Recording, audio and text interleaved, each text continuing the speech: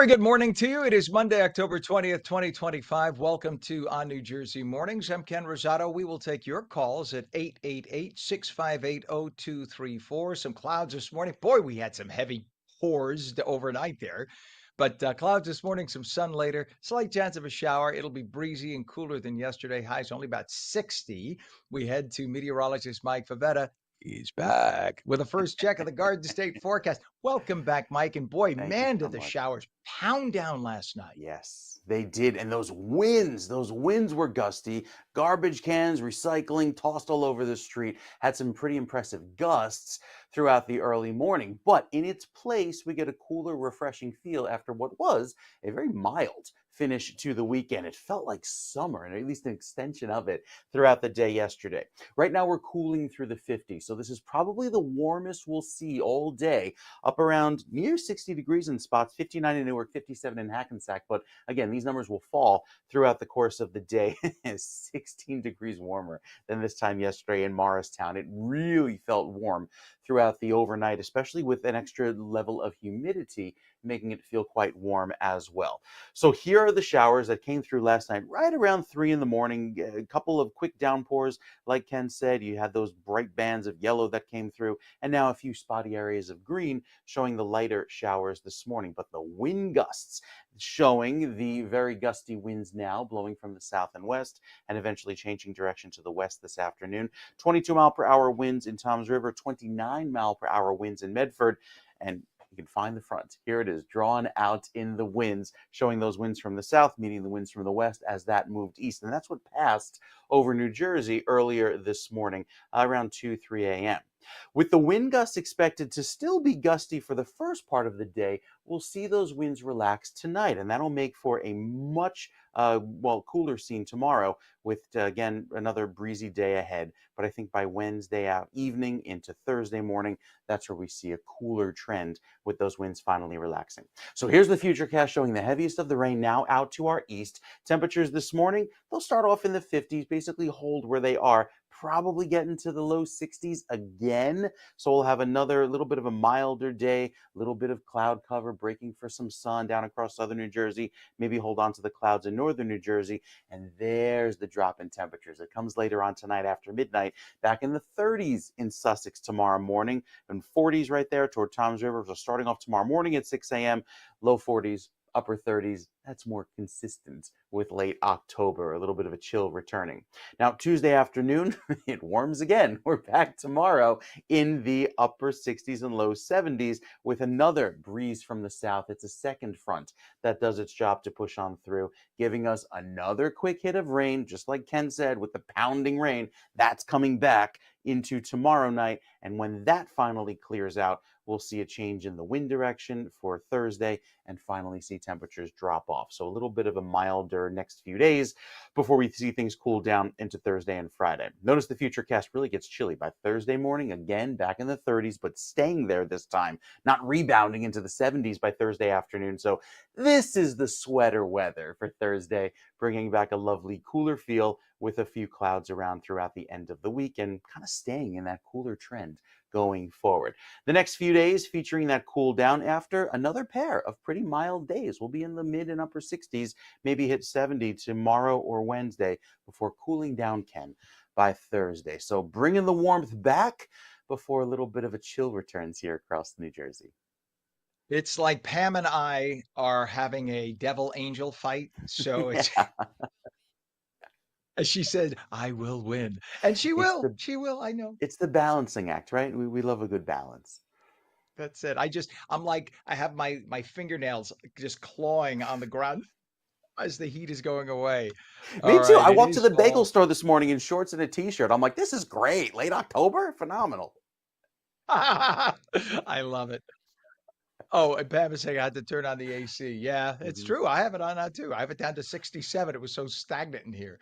All right, Mike, thank you very much. Good to have you back, buddy. Appreciate you. It is 61 degrees right now outside in northern New Jersey, 56 in Trenton, and they have a little rain in Trenton right now, so that's keeping it a little cooler. Northern New Jersey, where I am right now, North central New Jersey, there's no rain at the moment. But man, as Mike said, we were just deluged overnight. We do have some traffic out because of all the wet roadways to report. So this one is 295. We have a crash northbound at exit 21, which is Delaware Street, West Deptford Township. The center lane of the 3 lanes is closed. And look at what you got as a result. You have a lot of traffic there. Look at all the schmeary wet lens we're talking about, the damp roadways. Everywhere you go today, please give yourselves maybe 15 to 30 extra minutes, depending on how far you commute, because you're going to need it everywhere. There are just, if you could see my delay and accident list, it's about two to three times what it normally is because of that. We also have a disabled vehicle on the Goethals Bridge, eastbound midspan in Elizabeth with the right lane blocked. We have a crash on Route 1 southbound north of Morris Goodkind Bridge in Edison. The left lane is closed. Crash on Route 37 westbound by Route 166 in Toms River. The right lane is closed. A different crash on 295 southbound south of exit 26S, which is I-76. That's in Belmar as you head down toward Philadelphia.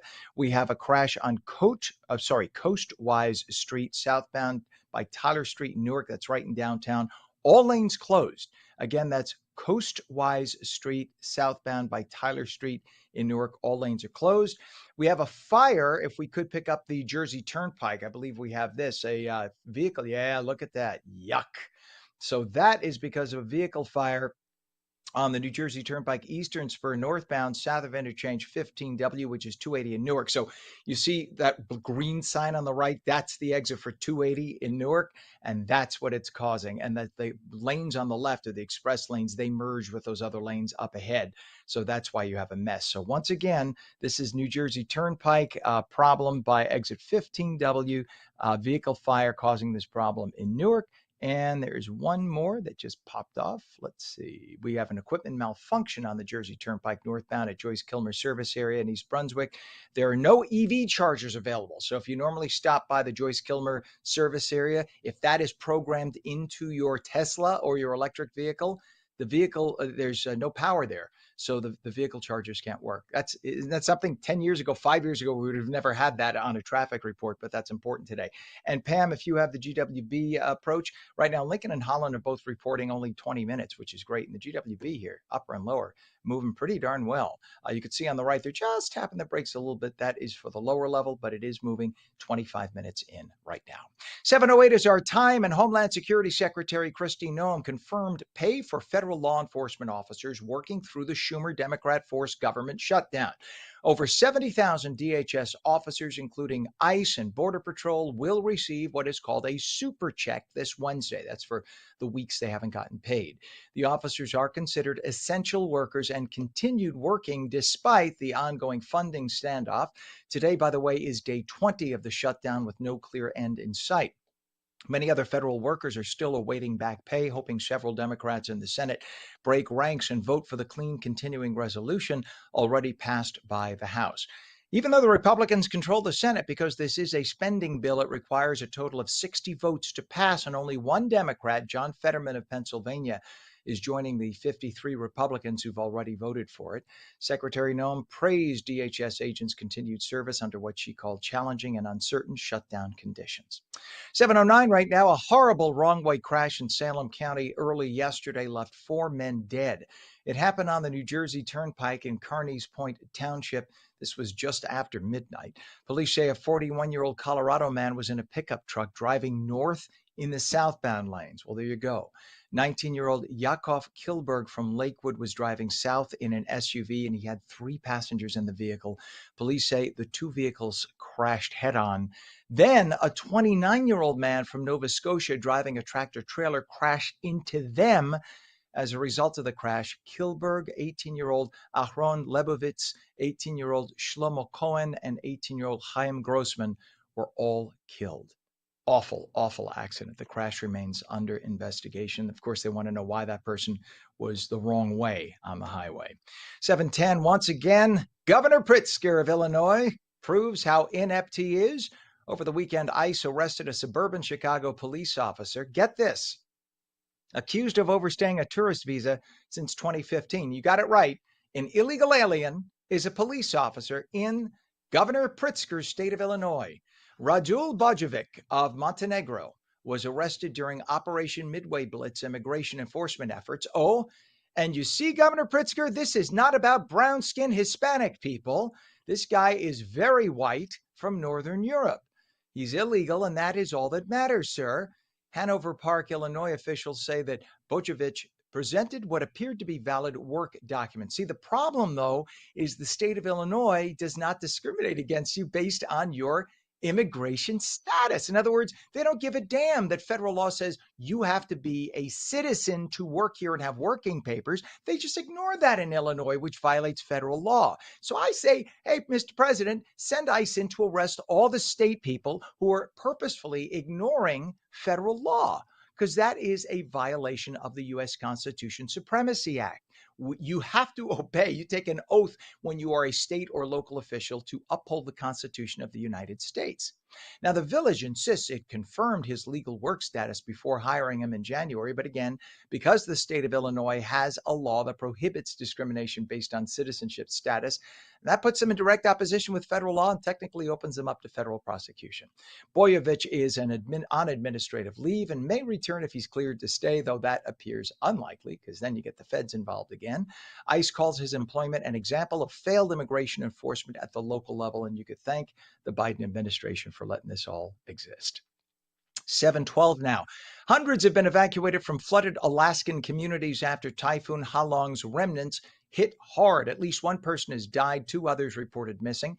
The Alaska National Guard is flying out evacuees and delivering supplies to affected rural areas. Over 2,000 residents have been displaced, with shelters filling up quickly across the region. Governor Dunleavy requested a major disaster declaration from President Trump on Thursday. Alaskans have raised over $1 million in relief funds, with more support still pouring in. The Trump administration appears ready to massively raise the stakes on the regime of Venezuelan dictator Nicolás Maduro, who has been supporting narco trafficking and collusion with drug cartels. President Trump's startling announcement last week that on-land strikes against Venezuela could come soon, following at least half a dozen strikes on Venezuelan drug-running fast boats, killing more than 24 people. Maduro already has offered Venezuela's natural resources to the United States, including oil and gold, to help stop U.S. threats and covert operations in Venezuela. But that is not enough. President Trump said, too little, too late. Sorry, buddy. You're going to probably lose your job, if not your life. The president now says the CIA has his permission to carry out secret operations inside Venezuela. If the president's bluffing and you're Nicolás Maduro, you probably have to change your shorts about 12 times a day, knowing the CIA is now scouting you out and may very well be inside your building right now, looking at the rooms you're in, and well, we'll let you figure out the rest. Trump says Venezuela sent criminals to the U.S. by the thousands during the Biden administration when we had wide open borders, and fueled drug trafficking into the country. You got to wonder if somebody in the federal government was getting a little kickback to allow that to happen. So the U.S. has now deployed warships, jets, and 10,000 troops across the Caribbean amid rising tensions. Again, if I'm Maduro, I would find a third party to escape to right now before I lose my life. 7:14 in the meantime, yet another ocean vessel has been destroyed by the Trump administration for running drugs over the weekend. This time it was a rather large submarine. Where do you get the money to buy a submarine if you're a drug dealer? This was headed for the United States. U.S. intelligence sources say the sub was carrying enough drugs to kill 25,000 Americans. President Trump said on Truth Social that 2 narco-terrorists were killed in the explosion and 2 survived. They're being returned to their countries of origin, Ecuador and Colombia. No U.S. forces were hurt in the action. By the way, speaking of Colombia, the president announced that he is cutting off all funding to Colombia because he says the president there is involved in the drug dealing and is doing nothing to stop drugs from leaving Colombia, just like was happening 30 years ago, and making their way to the U.S. So the president of Colombia is now pooping his pants, much like his neighbor in Venezuela. 7:15, Saturday's No Kings rallies brought out handfuls of former old hippies in wealthier liberal towns around New Jersey. This right here is a ginormous gathering of about 50 people in Bridgewater, where that amount showed up. And what shouldn't surprise people at this point, check out what MSNBC allegedly did. MSNBC, check out this next picture. They broadcast a picture showing 1 million people gathered together in a space. And they were saying that this was the rally for No Kings in Boston, when instead the rally was not for that. That was not the rally for No Kings in Boston. You know what that was? That was the Trump rally in 2024 in Wildwood, New Jersey, that did draw hundreds of thousands, if not a million people. But yet MSNBC lied. They'll say it was a mistake. They lied. They were trying to say that that there were a million people in Boston. Well, guess what? The entire Boston metropolitan area only has 670,000 people, so there couldn't be a million in a little square. There were about 20,000. That's still a lot. 20,000 showed up, but in a state that's like 90% liberal, it kind of makes sense that you would have at least 20,000 showing up. Around the state of New Jersey, there were just little clusters. By the way, in Times Square in New York, about 100 people showed up at one point. It did grow, but early on, it was kind of frightening. I guess the dope smoking hippie types who protest at things like No Kings rallies and the college kids who have nothing better to do but to feel like they're part of something. They showed up late because they sleep in. You know, Friday night, they stayed out late smoking dope. And then Saturday morning, when it was time to get up at 8 a.m., they said, I'll sleep in. They showed up at like 12 or 1. So the Times Square rally, that one right there, look at what showed up. That was a couple of hundred people. About an hour later, they had a couple of thousand. But considering it's Manhattan, you would think they'd have a million, and they sure as hell did not. See, this is what's happening. And by the way, we even have video in Denver, Colorado, one of the most liberal places in the country. We can cut to that. There you go. That's Denver. Denver had a few hundred people. Denver is a city of like 700,000 and only a few hundred people showed up. Now, that doesn't mean there weren't cities that had a lot of people. Chicago had like 50,000, 40,000. Yes, but here's the deal. A lot of the protesters are paid. And now that the money has dried up with U.S. aid out of the picture, the protesters have all but disappeared. So think about that. It is now 59 degrees at 7:17. Clouds this morning, some sun later, slight chance of a shower. It'll be breezy and cooler than yesterday. Highs about 60. Meteorologist Mike Favetta, he's back, and he'll return with your full Garden State forecast. We'll also take your calls at 888-658-0234. You're watching on New Jersey Mornings. Don't go away.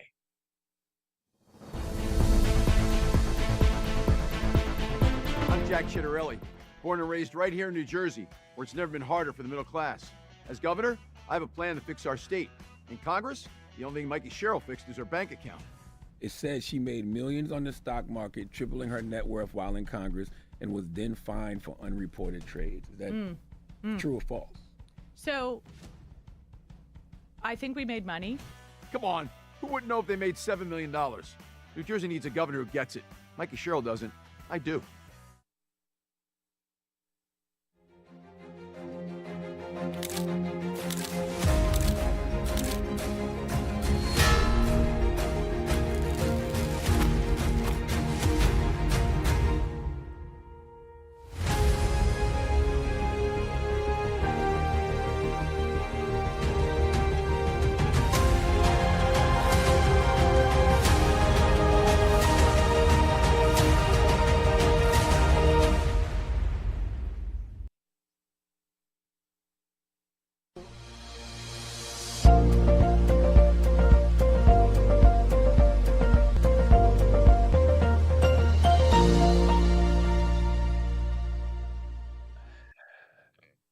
Good morning and welcome back to On New Jersey Mornings for your Monday. I'm Ken Rosato at 7:19, and we are taking calls at 888-658-0234. Some clouds this morning, sun later, slight chance of a shower. It'll be breezy and cooler than yesterday with highs about 60. Weather's going to be all over the place, so straight to meteorologist Mike Favetta with a check of the Garden State forecast. Good morning to you, Mike. This is the weather that gets everybody sick. So the saying goes, you have the warm sunshine one afternoon, the really cold weather the next. So you kind of have to dress appropriately. And it's tough because you start out in the morning getting really chilly and then you're warm and 70 by the afternoon. So yes, there are some big changes ahead in just a matter of hours each and every day. And it goes back and forth, flipping every few hours. So with this afternoon featuring very gusty winds, hence the purple showing the small craft advisory through tomorrow morning. That minty green there in Ocean County is a coastal flood warning, but again, that should go away by this afternoon. We'll pick up about another half inch of rain between the residual showers that are falling now and the other round of rain that comes in for tomorrow night into Wednesday morning.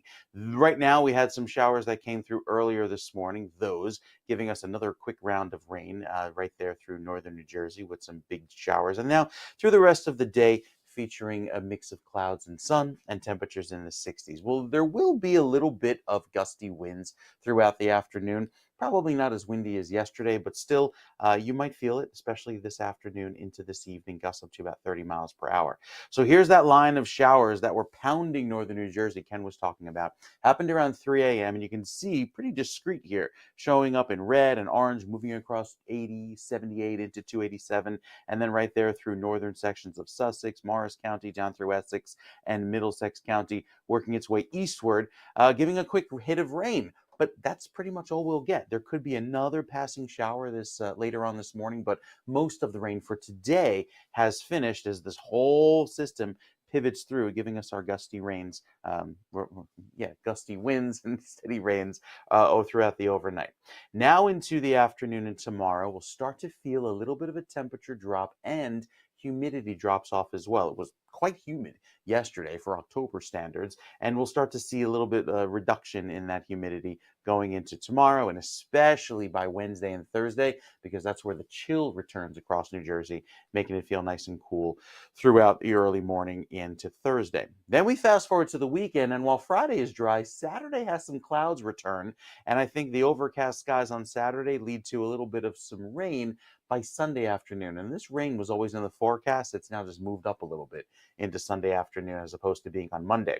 And there's a color we haven't seen in a while, the shades of blue. This is a little bit of snow that will fall just off to our north, maybe in the highest elevations of New Jersey, more than a week from now. Tuesday into Wednesday, some really chilly weather comes in just in time for the last few days of October, kind of getting us in that fall mode. So for this weekend, I think it's our last mild weekend. We'll be in the 60s, and that is seasonably average, because by next weekend, it gets really chilly. Talking mornings in the 30s, afternoons only in the 50s.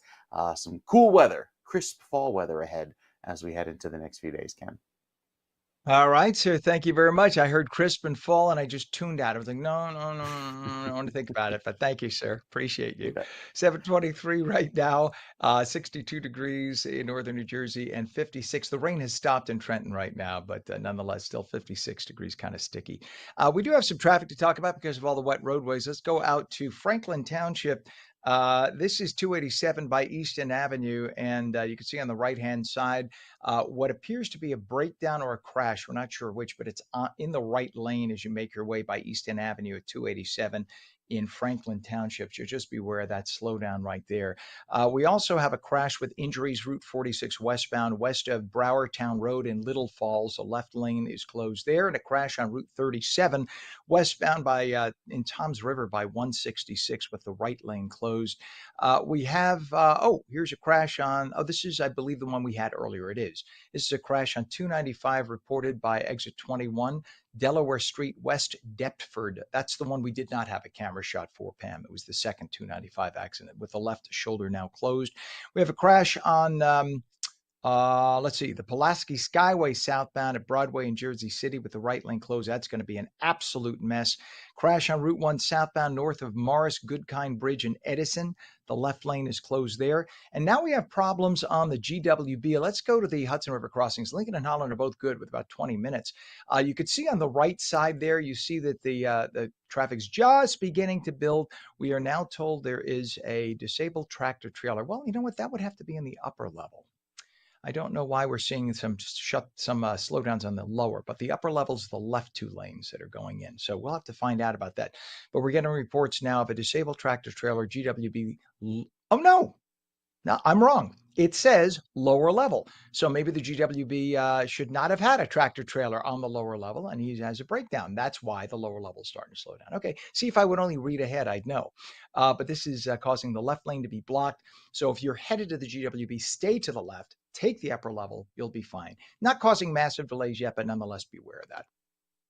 7:25 is our time. The governor of Michigan, Gretchen Whitmer, joined a number of other Democrats in Paramus to endorse Mikey Sherrill. On New Jersey's Sean Thrunk has the story. Good morning, Bergen County. How you doing this morning?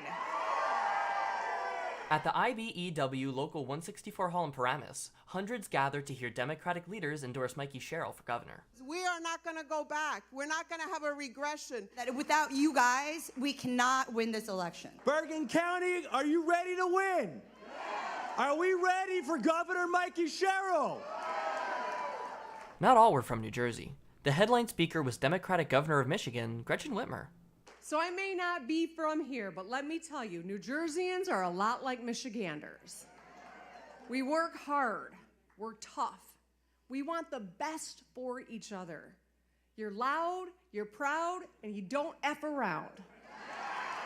And at the end of the day, you just want the basics. A fair shot, a good paying job, a home you can afford, safe neighborhoods, and a good opportunity for your kids. You know who else wants those things? Mikey Sherrill. That's right, Mikey Sherrill. She has consistently put the public first. The only thing Jack Ciattarelli has done consistently is lose campaigns for governor. Are you ready to knock doors? Are you ready to make phone calls? Are you ready to drag your friends and family and neighbors to the polls? Are you ready to fight like hell and elect Mikey Sherrill, the next governor of New Jersey? We know that Governor Whitman is really, really pragmatic. And when she says she's going to do something, she's going to get it done. So that is why I have regarded her as such a fantastic mentor, because we know what we need to get done here in New Jersey. As the race heads towards its climax, will out-of-state endorsements be what the Democratic Party needs to keep their office? For On New Jersey, I'm Sean Thrunk. Thank you to Sean for that. 727, former President Barack Obama endorsed Mikey Sherrill in New Jersey's high-stakes 2025 governor's race. Obama appears in new digital ads highlighting Sherrill's service as a Navy pilot and prosecutor. She faces Republican Jack Ciattarelli, backed by Donald Trump, and running again after his 2021 defeat. The race is seen as a key test ahead of the 2026 congressional midterm elections. Democrats hope Obama's support boosts turnout as mail-in voting is already underway and early in-person voting begins this Saturday. New Jersey tends to shift governors from one party to the other every 8 years, despite whichever party holds a majority of registered voters. And Jack Ciattarelli's campaign had special guests this last week, including Ohio Governor hopeful Vivek Ramaswamy. New Jersey's Sean Thrunk has that story. Mr. Ohio is in the house. Hundreds gathered at the Saddlebrook Diner not to see just one Republican running for governor, but two. New Jersey is a state with a lot of Republicans who just don't know yet that they're actually Republicans. Potential Ohio gubernatorial candidate Vivek Ramaswamy came to New Jersey to endorse gubernatorial candidate Jack Ciattarelli. If you want to restore merit in this state, back Jack. If you want to bring down costs in this state, back Jack. If you want to restore freedom of speech in this state, back Jack. If you want to wake up the American dream in this state, back Jack. If you want to make New Jersey great again, back Jack. We are ready, Jack, for change. When I saw that Vivek was coming here to do a rally with Jack Ciattarelli, I said, that's it, enough, I gotta go. The fact that he was here, came from Ohio to support Jack, it's very important to us. I think it's definitely helpful to bring in the attention and kind of, get the eyes on Jack. Look at this event right now. It probably would not have been as big if it wasn't for Vivek. So bringing him in just makes it aware, gets people noticing what's going on. I'm not going to lie, I'm talking about it more, and I'm going to talk about it for the next few weeks until it's election day. This is a man who cares about lifting up our kids, their future, so they can live the same American dream that Jack and I have lived as well. And we will fight every day for our kids, for your kids, to achieve even greater things than we have. Because we are not a nation in decline. New Jersey is not a state in decline. We are still on our way up. Unlock that energy, get it out from under the ground. A big question surrounding the event was, why did Ramaswamy come to New Jersey to help support Ciattarelli? I think it's a really important election, and I think he has a chance to pave the way for next year's midterms. With the New Jersey election only a couple weeks away, will Ciattarelli be able to pave the way for a red wave in 2026? For On New Jersey, I'm Sean Thrunk. The time now 7:30. A former church officer is charged with stealing over $500,000 from a Monmouth County parish. Joseph A. Manzi, 78 years of age. He allegedly used church funds for personal purchases, including a Cadillac SUV. Authorities say he charged luxury goods, event tickets, and home repairs to the church's credit cards. Manzi served as director of finance at St. Leo the Great Church in Lincroft. Church staff uncovered the theft after his employment ended and suspicious charges were reviewed. He faces a second-degree theft charge, and that carries up to 10 years in state prison. A battle is unfolding in Bridgewater over hundreds of trees cut down near a local park. Township officials say Somerset County removed far more trees than originally approved, maybe over 500. The area was once lush with forest. It now resembles a wide construction site for a new park access road. Mayor Mensch says the damage threatens vital stormwater runoff controls on the mountain ridge. Residents there are shocked, saying they never expected development on scenic parkland to this extent. Bridgewater is suing the county, claiming violations of New Jersey stormwater regulations. And Homeland Security Secretary Kristi Noem confirmed pay for federal law enforcement officers working through the Schumer Democrat-forced government shutdown. Over 70,000 DHS officers, including ICE and Border Patrol, will receive a super check this Wednesday. The officers are considered essential workers and continued working despite the ongoing funding standoff. Today is day 20, by the way, of the shutdown with no clear end in sight. It is now, what do we have? 60 degrees. Boy, it has come up. When we come back, Wall Street is waking up a little more optimistic today after Friday's sharp sell-off. We will explain. And our phone lines are open. We'll take calls at 888-658-0234. You are watching On New Jersey Morning, seen daily at ONNJ.com, Roku, Fire TV, News On, Samsung TV Plus, Apple TV, YouTube, Facebook, and X, and now streamed live on Substack, Rumble, and Twitch at twitch.tv/OnNewJersey. We'll be right back.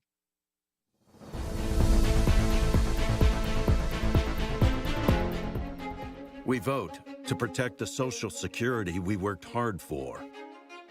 We vote because family caregivers deserve support. We vote to have a say in our future. For all the reasons why, AARP has information about when, where, and how to vote. Find the information you need to make your voice heard.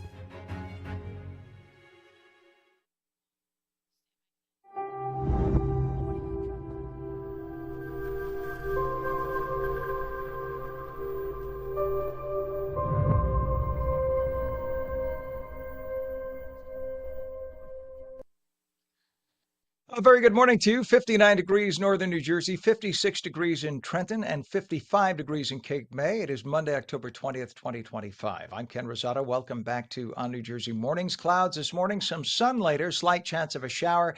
It'll be breezy and cooler than yesterday with highs about 60. Straight to meteorologist Mike Favetta with a check of the Garden State forecast. Good morning, Mike.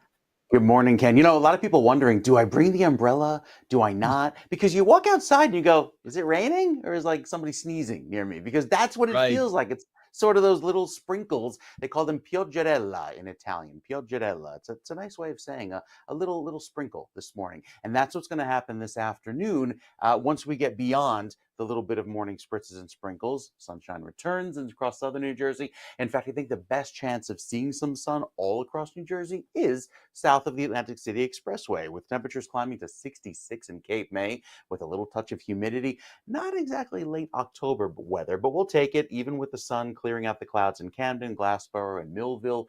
There in Burlington County, plenty of clear sky through the end of the day. Excuse me, Cumberland County, that is.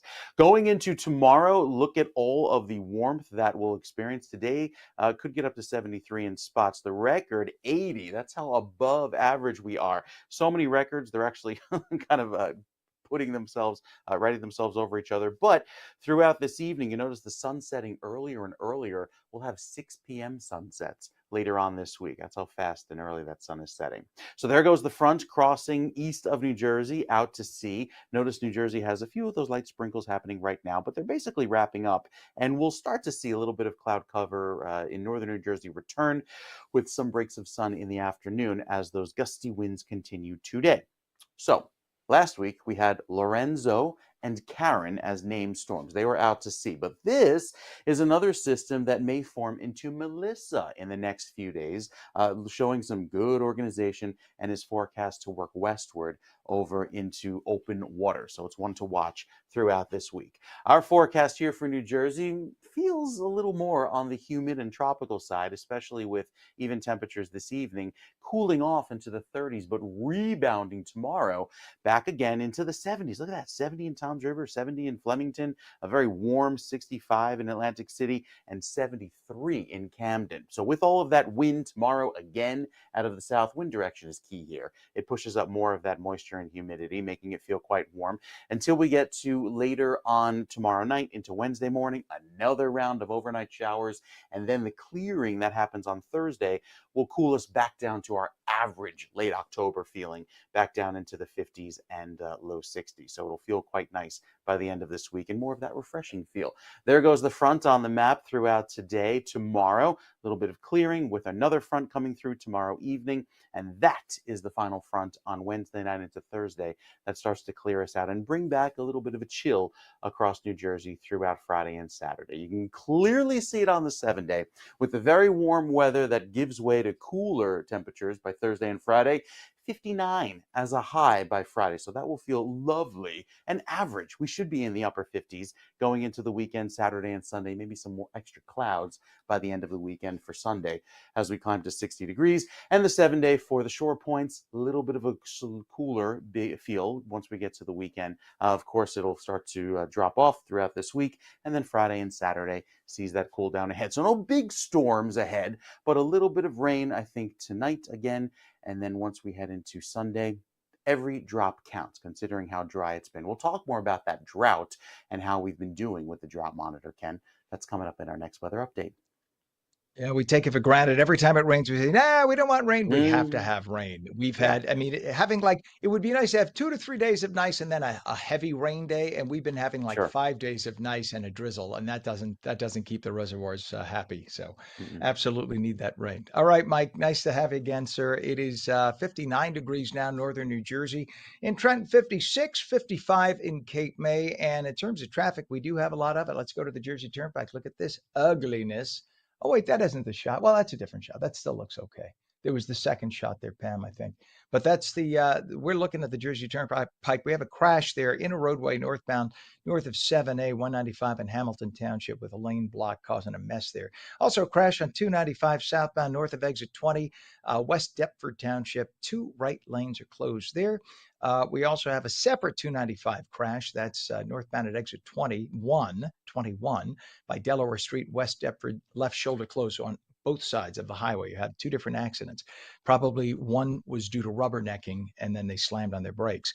We have a crash with injuries, Route 46 westbound by Browertown Road in Little Falls with the left lane closed, and a crash on 37 by 166 in Toms River with the right lane closed. Pulaski Skyway, a mess right now, southbound by Broadway in Jersey City with the right lane closed, and we have a crash on Route 1 southbound north of Morris Goodkind Bridge in Edison with the left lane of 3 lanes closed. Into the city of Newark, we have a mess right now, southbound Tyler Street. There is an accident right now.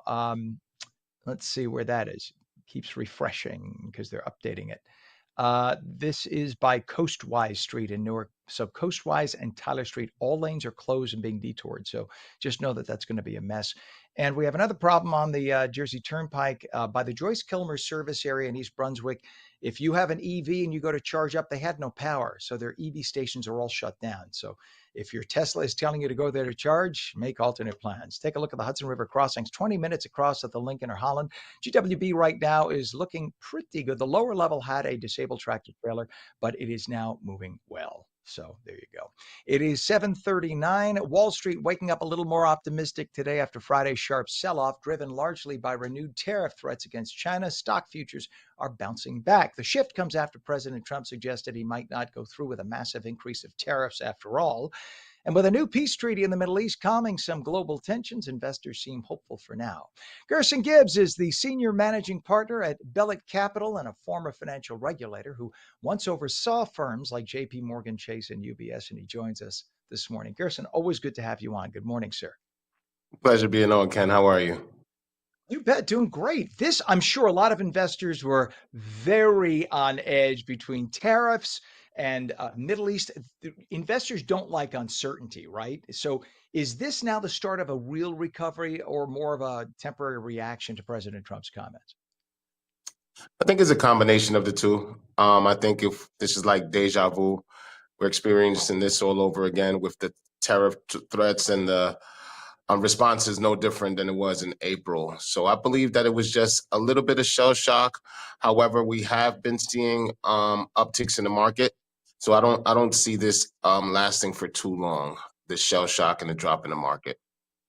I mean, the president said on Friday, I guess it was, that he talked about he may have to hike tariffs to 150 or 160% with China. But it almost feels like now they're trying to see who'll call whose bluff first. Are you guessing that? He's using it as a business strategy and a business approach. I think that the cause of the actual tariffs were that China was going to impose some changes on their rare minerals, which impact a lot of business in the United States. And to respond to that, tariffs were threatened with. Trump, I don't believe Trump wants to raise tariffs. However, it was a direct response to what China did. And Gershon, something that I only recently found out, I was under the misconception that only China, Indonesia, and a few places like that on Earth have rare earth minerals. I've been corrected. I'm now told everywhere has rare earth minerals. We have them in the United States. It's just that you have Correct. to dig up a lot of land to get a little bit of rare earth minerals, and the act of making a mess, we don't want to do that to the environment. And also, I guess China has the processing plants to process that we don't have, but it's not like we don't have them here. If we start opening up our own processing plants, we could solve our own problem. Is that correct? Absolutely, we can, but again, that's a huge overhaul and something that the United States is not looking to do. And I believe that because of their relationship with China, they weren't intending on doing it. There's been a constant back and forth, beautiful love story between China and America, and I think that this is just part of negotiations in business. You notice that TikTok was handled a couple of weeks prior to that with them. So I believe that this is just China and the United States going back and forth, two very powerful people in power, and this is how they go about handling business. And I love the way you said that, a beautiful love affair, because I think Trump and Xi get each other. The first thing, people say, how could Trump praise a dictator? China is all about respect, right? It's about showing honor Correct. and respect. President Trump always says he's a great guy, he's a wonderful leader. You have to stroke the ego. This guy is in charge of one of the largest population countries between him and India, one of the largest population countries on planet Earth, and he is firmly in charge. We don't get anywhere by criticizing him, right? So it's about showing Correct. respect and playing it's like a delicate dance. So now let's shift gears a little to the Middle East. That new peace deal in the works. It's a very fragile ceasefire right now. How is that helping to calm the markets? Well, I think that just in general, positive headlines and positive information about the current administration is always helpful to the markets. In addition, just in the Middle East, we do a lot of business in the Middle East with relation to oil. I think that might change the markets up a little bit, bring some positive uptick to the markets. And again, as I was mentioning, it's a lot of negative press and a lot of negative news around this current administration. And I think that has a direct impact on the market.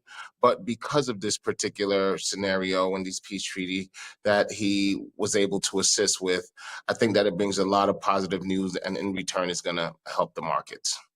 Yeah, I'm with you 100%, 100% on that. What if you're an average investor and you have a few dollars to invest right now? What do you do right now? Is this the time to get into the market, or do you hold back? What would you do? I would actually, if you're already in the market, I will hold on to whatever I'm invested in. If I'm not in the market, I think it's a very good time to get into the markets. If we just look at history of the year, this year when tariffs were initially announced, a lot of stocks and a lot of companies dropped in value, which is a perfect opportunity to get in the market, because then we've seen it rebound almost immediately. The S&Ps are up about 12% in the year. So I think this is a good point with the negative press around China potentially having increased tariffs. Stocks are dropping a little bit, and I think it's a good time to jump in. But if you're already in, I'll say hold on to it, because there should be about a 10% correction before the year is out. The man knows his stuff. Gerson Gibbs is the senior managing partner of Bellick Capital, a former financial regulator, once oversaw firms like JP Morgan Chase and UBS. The advice is worth a fortune, so be fortunate. Know that we are fortunate to have you on, and I always appreciate every minute you come on the air with us. Gerson, thank you so much. Thank you so much, Ken. It's always a pleasure. Appreciate you, sir. Have a good day. It is 7:45, and when we come back, a new financial aid program for students who thought they couldn't afford an amazing technical education here in New Jersey. Some clouds this morning, sun later, slight chance of a shower, breezy and cooler than yesterday, highs about 60. Meteorologist Mike Favetta is back. Full Garden State forecast ahead, and we'll take your calls at 888-658-0234. You're watching On New Jersey Mornings. Don't go away.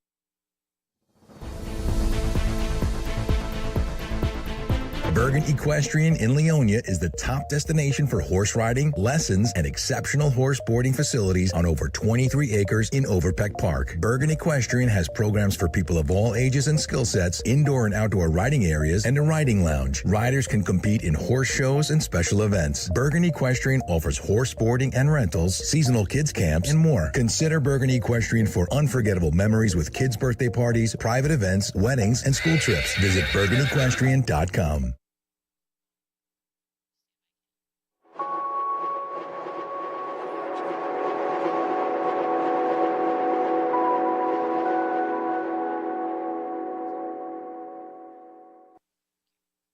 $7:46. Welcome back to On New Jersey Mornings. I'm Ken Rosato, taking calls at 888-658-0234. Clouds this morning, some sun later, slight chance of a shower, breezy and cooler than yesterday, highs about 60. Meteorologist Mike Favetta here now with a check of the Garden State forecast. Good morning, Mike. Good morning, Ken. Doesn't exactly feel like an October morning, right? It's mild. No. It's a little bit of humidity out there. The crispness that we're so used to arrives in a few days, probably happening Thursday into Friday with that dry weather returning. So for today, it's already in the 60s across most of northern New Jersey. 64 will be our high today in Hackensack. And you see the little thunderbolt there. Had a few quick passing downpours that came through earlier this morning. I think we're done with that sort of rain today. Just a few sprinkles working through Newark and Morristown through this afternoon. Best chance of seeing rain through this morning is the northern part of New Jersey, because most of the rain already passed through portions of central and southern New Jersey. Actually get a little more sunshine across those parts of the state later today. But we need the rain in northern New Jersey. A severe drought now extending through Morris, western Passaic, portions of Warren County and most of Sussex County. You can see the shore points not in a drought anymore. You've seen enough rain from all of the systems we've had over the last few weeks. So you're, in fact, a little bit above average in terms of rainfall at the shore with that shade of green, but you really need the rain up north. 36% of average in Morristown over the last 30 days. That translates into about a 1 to 2 inch rainfall deficit, and that shade of red extends back through most of the western portion of the state. So we mentioned before, this may become Melissa over the next few days. It jumps from orange to red, meaning that the likelihood of it seeing becoming a named system in the next few days is going to be much higher. But our weather feels warm over the next few days, even going into the first few days of November, warmer than average temperatures across most of the northern half of the U.S., and a better chance of rainfall as well into the next few days right through the end of the month.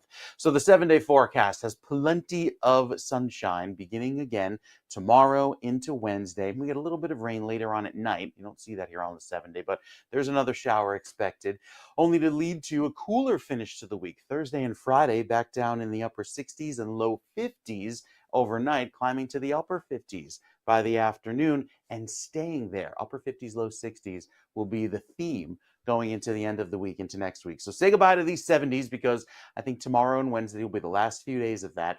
And then we're right back to some cooler weather with clouds into this weekend, especially with a better chance of rain, I think, happening by Sunday afternoon. So if you have any plans, maybe want to do the fall festivities outdoors, try Saturday. You'll have a drier half of the weekend on Saturday as opposed to Sunday, where there's some light chances of rain by Sunday afternoon, Ken. Well, there you have it. All right. Thank you very much, sir. It is 7:50 right now, 59 degrees northern New Jersey, 56 in Trenton, 55 in Cape May. And in terms of traffic, we have a lot of it. Let's go to 295 right now. This is Hopewell Township.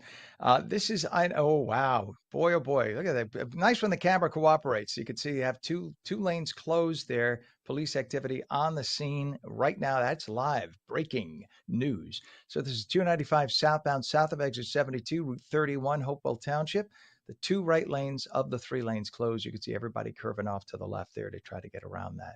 Happening live right now on our cameras. We have a crash on the turnpike in a roadway northbound just south of interchange 7A, 195 in Hamilton Township. All lanes are open. On 295, there's another incident. It's by, north of exit 20, which is Jessup Road in West Deptford. Two right lanes of three lanes closed there.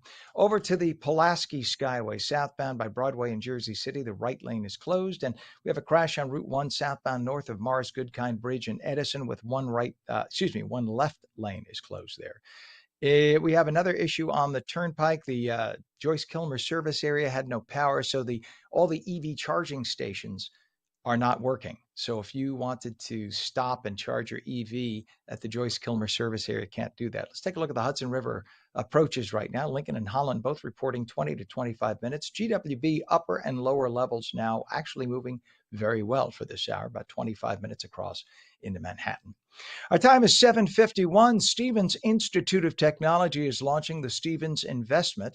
It's a new financial aid program that expands access to the school. Cindy Chin is the Vice President for Enrollment Management at Stevens Institute of Technology in Hoboken. Good morning to you and welcome. Good morning, Ken. How are you? Very well, thank you. Good to have you on. And what is the Stevens Investment and who can qualify for that? So the Stevens, we want to remove financial barriers for talented students. So starting fall 2026, Stevens will cover tuition for students from families earning $75,000 or less. It's our investment in the next generation of innovators and leaders. And what do students and families need to do to apply? They just need to apply to the university as they would and complete all their financial aid forms by the deadlines. It's pretty simple, pretty straightforward. So is there a better time to submit an application? The earlier the better, or just as long as it's by the deadline, that's okay? It's as long as it's by our published application deadlines. There's early decision, early action, and regular decision. Okay. And so now why is Stevens launching this right now at this point? We've seen the power of what a Stevens education can do, and we really want to be able to remove financial barriers for talented students and make this education possible for them. We have an amazing return on investment. US News ranks us number 9 in the nation, and amazing career outcomes. So we just want to make it possible for as many talented students. And you're in one of the coolest cities in America, Hoboken, just a great place to be. I'm sure that's a nice lure for students all over the country, or if they don't realize that you guys are located in like the epicenter of cool, because you're minutes from Manhattan, and then Hoboken itself has such a cool vibe. It's a great place for younger people, especially. So what would you say for students thinking about colleges? What specifically would you say that Stevens offers those students? Stevens offers an amazing academic education. Technology is at the core of all of our programs, from business, humanities, arts, social sciences, engineering, computer science, math, and the pure sciences as well. We do amazing experiential preparation for students. They get hands-on learning, research, internships, co-op opportunities, in addition to an amazing campus, which you alluded to, with views of New York City, just minutes away to all the culture and access that New York has to offer. But Hoboken's amazing as well. We have over 100 clubs and activities, Division III varsity athletics, Greek life, anything that you can imagine we have available to you at Stevens.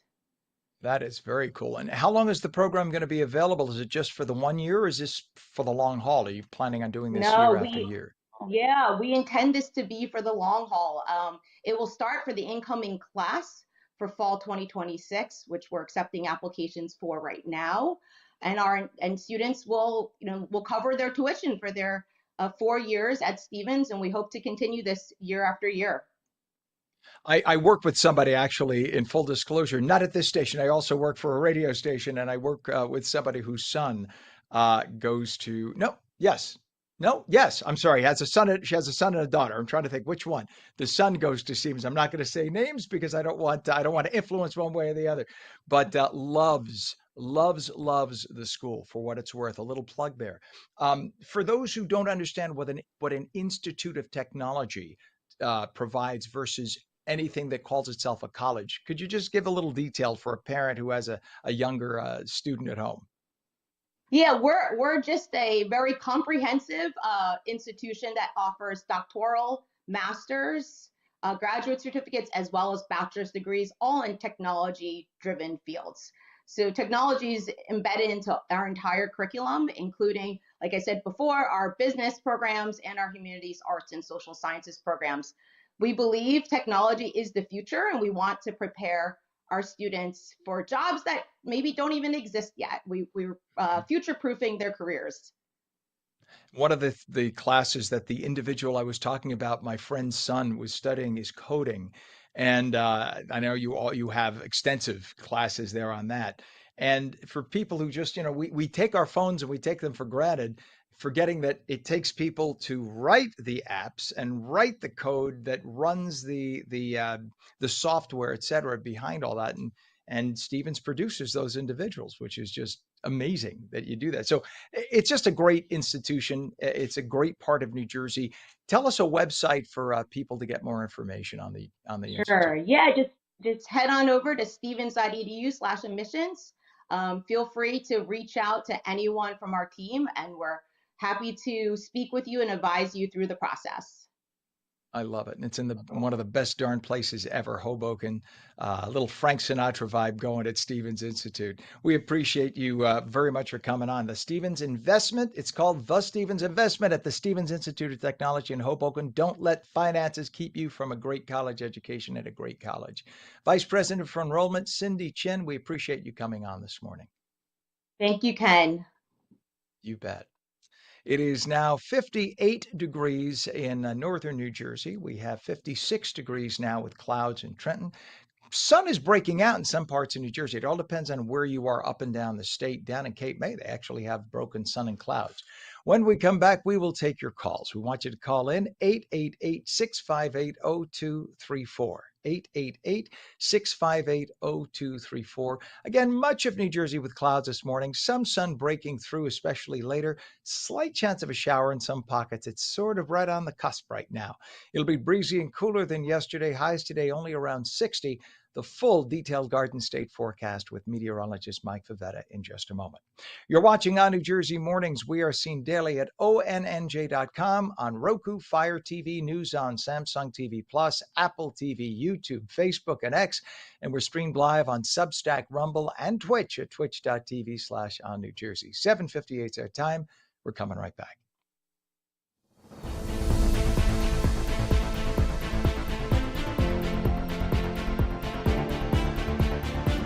Jack Chitterelli, born and raised right here in New Jersey, where it's never been harder for the middle class. As governor, I have a plan to fix our state. In Congress, the only thing Mikey Sherrill fixed is our bank account. Well, did you make $7 million in stock trades at all? Or? I haven't. I don't believe I did, but I'd have to go see what that was alluding to again. Come on, who wouldn't know if they made $7 million? New Jersey needs a governor who gets it. Mikey Sherrill doesn't. I do. Hi, I'm Jeanette Hoffman, host of Energy Matters. Join me every night at 6 p.m. where we're discussing energy affordability, challenges, and solutions with stakeholders and elected officials. Join me weekdays at 6 p.m. on Energy Matters on ONNJ.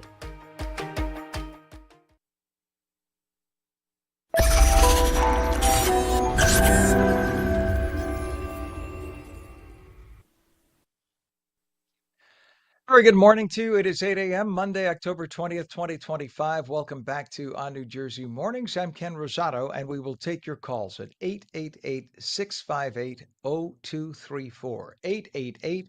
888-658-0234. There's nothing off limits. You can call about anything.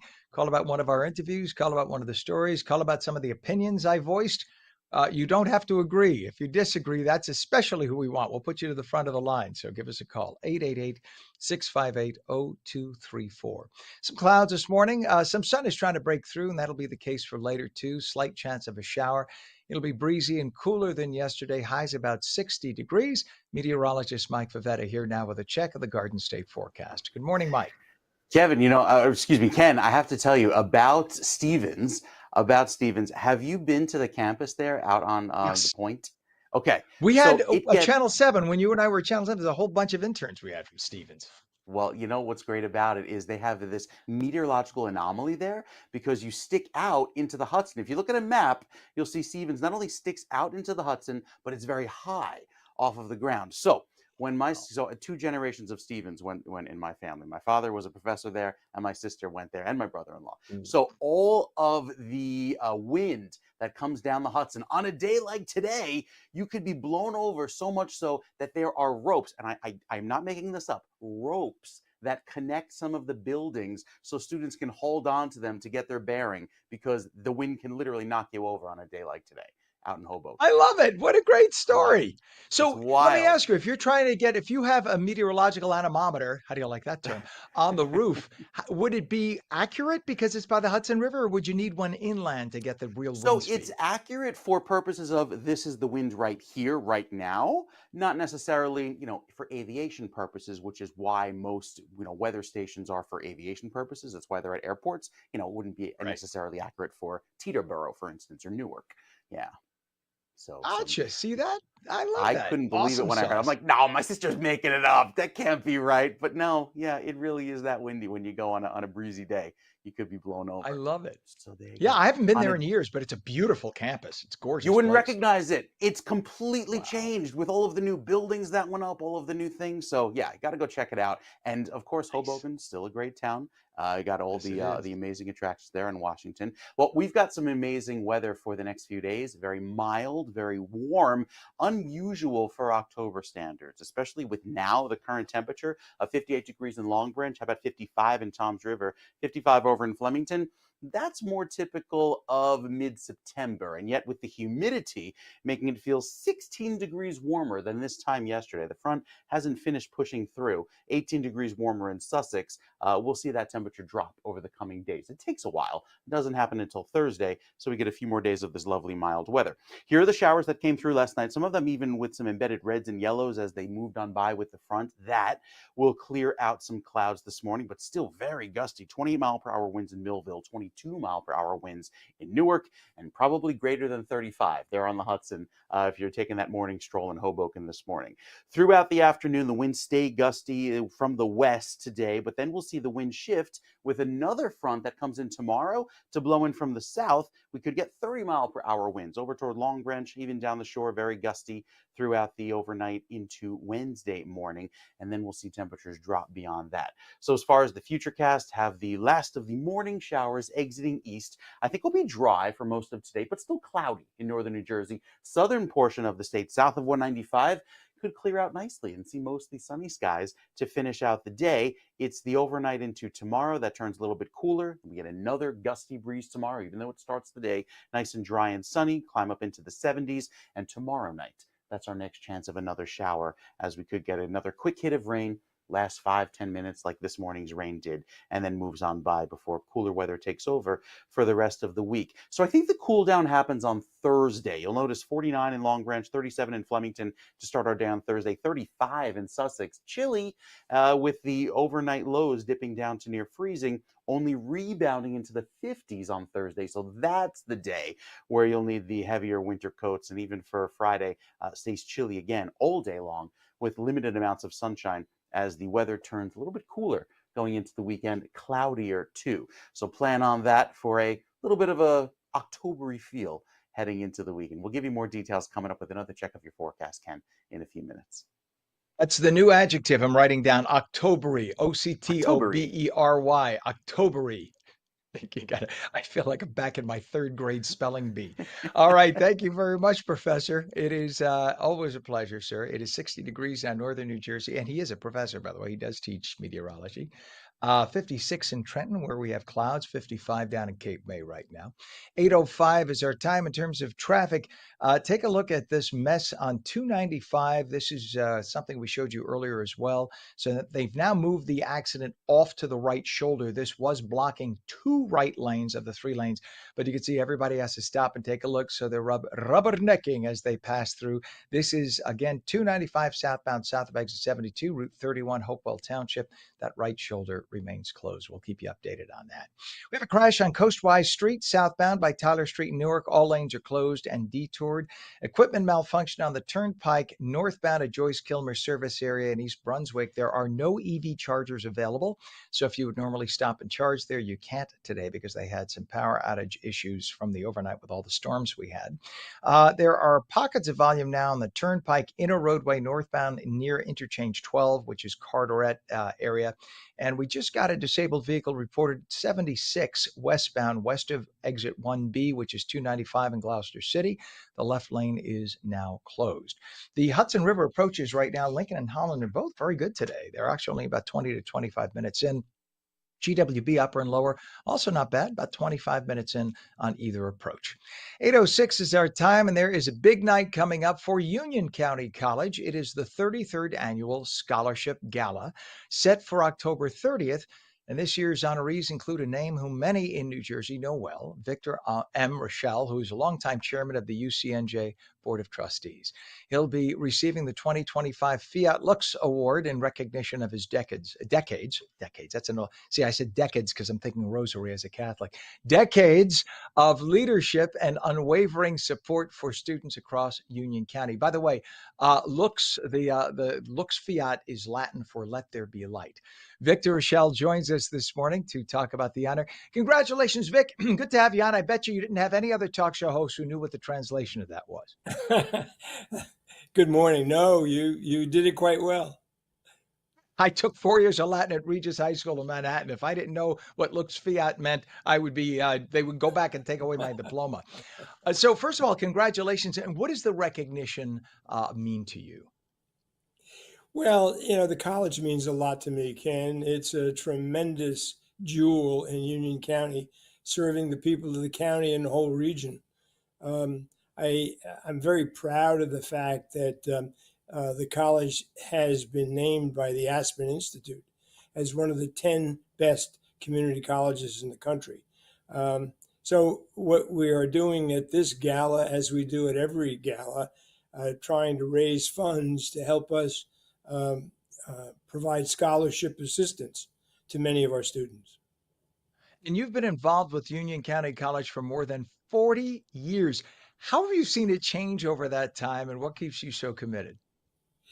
Well, the change has been drastic, principally, Ken, because we have 20 years ago, almost 20 years ago, hired Margaret McMiniman as president. She is a superb leader.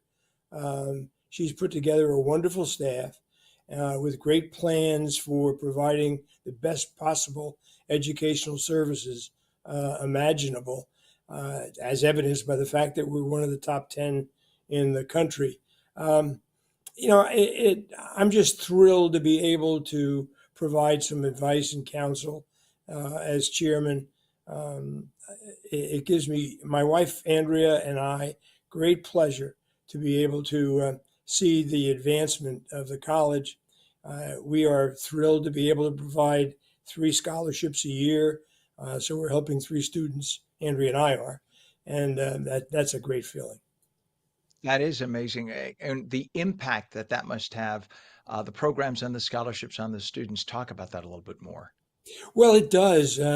We have a very large percentage of our students are first generation children of people who have just arrived relatively recently. So we have the largest English as a second language program in the state, actually in the region.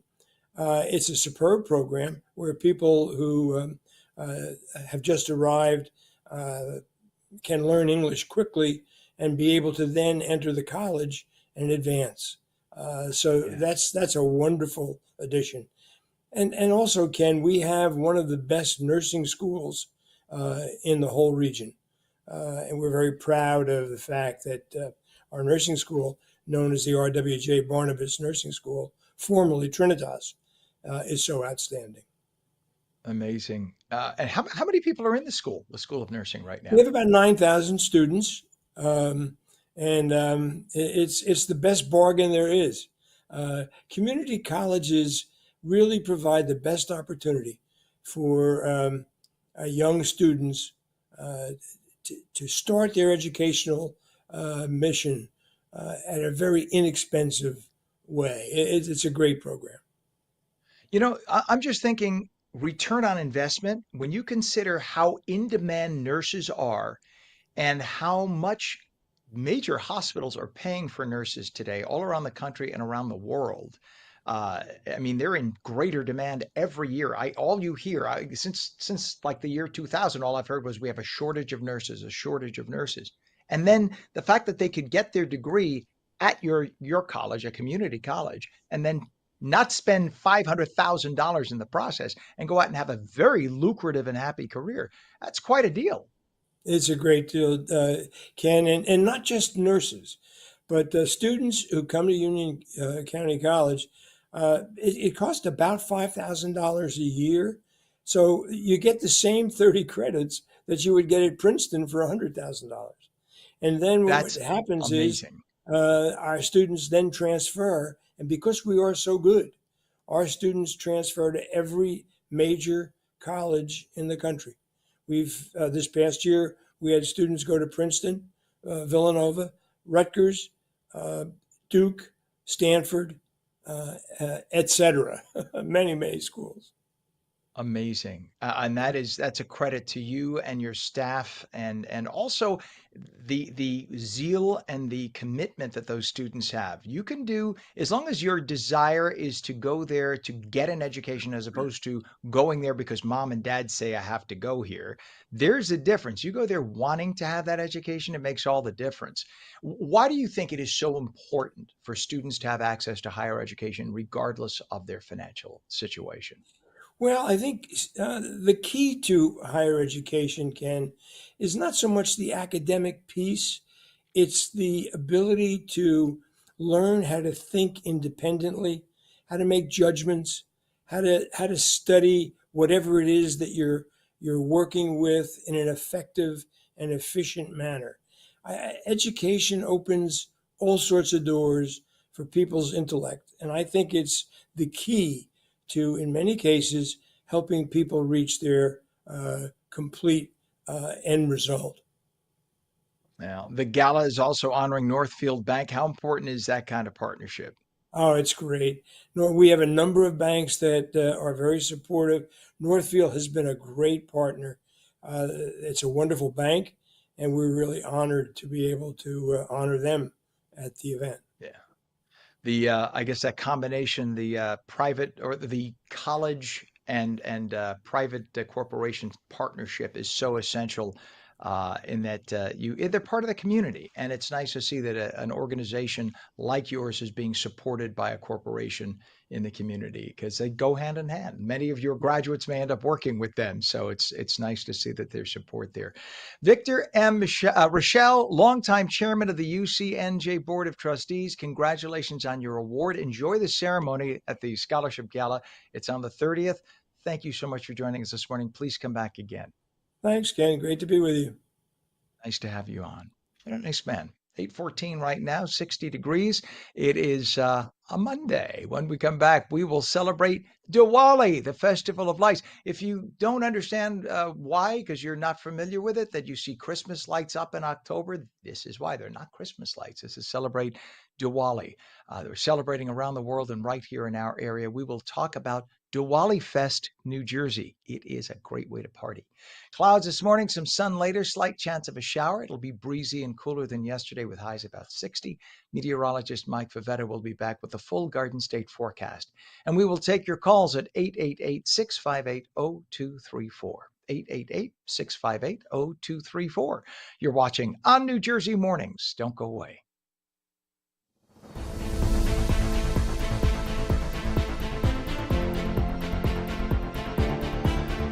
Jack Ciattarelli, born and raised right here in New Jersey, where it's never been harder for the middle class. As governor, I have a plan to fix our state. In Congress, the only thing Mikey Sherrill fixed is our bank account. Well, did you make $7 million in stock trades at all? Or? I haven't. I don't believe I did, but I'd have to go see what that was alluding to again. Come on, who wouldn't know if they made $7 million? New Jersey needs a governor who gets it. Mikey Sherrill doesn't. I do. Our Stable Life, New Jersey's first equine wellness center. Are you or a loved one suffering from PTSDs, trauma, or life challenges? Consider non-riding equine therapy, where the soul is touched by the presence of a horse with a certified counselor. Our Stable Life is a non-profit at Bergen Equestrian Center in Leonia, New Jersey. We partner with individuals, groups, and agencies to help people recover from addiction, trauma, phobias, and more. Explore equine therapy for healing. BergenEquestrianCenter.com.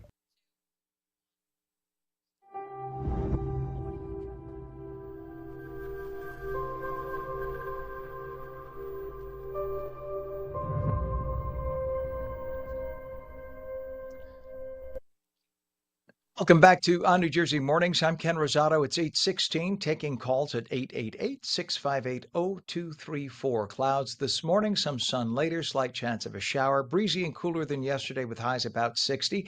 Meteorologist Mike Favetta here with a check of the Garden State forecast. Good morning to you, Mike. Good morning to you, Ken. Yes, still have a little bit of warmth left over from yesterday, but the sun is starting to appear. A little bit of blue sky right now across New Jersey as the winds will be kicking up today, right now blowing from the south. That's why there's a small craft advisory there offshore. There is another chance of rain later tonight into tomorrow morning, which will probably add about a half inch to the rain bucket statewide, which is some good news because it's rain we really could use. There are some of the showers that came through last night, some pounding rains across northern New Jersey that briefly lasted for 5-10 minutes and then moved on by. So now we look forward to a mix of clouds and sun today. I think we start off with a little bit of clear sky and then transition more to clouds through the afternoon, especially across central and northern New Jersey. Southern parts of the state have the best chance of seeing that clear sky. Here's all of the rain that came through this morning. You see those bright shades of red working across Morris and Somerset County and then eastward into Union County and Hudson County. That happened right around 3 to 4 a.m. After that, we got another quick drizzle and now starting to see a clearing, which will be followed by another round of clouds. It's just these succession of lines of rain that move on through over the next few days. So we're in a bit of a break, but back to clouds before you know it.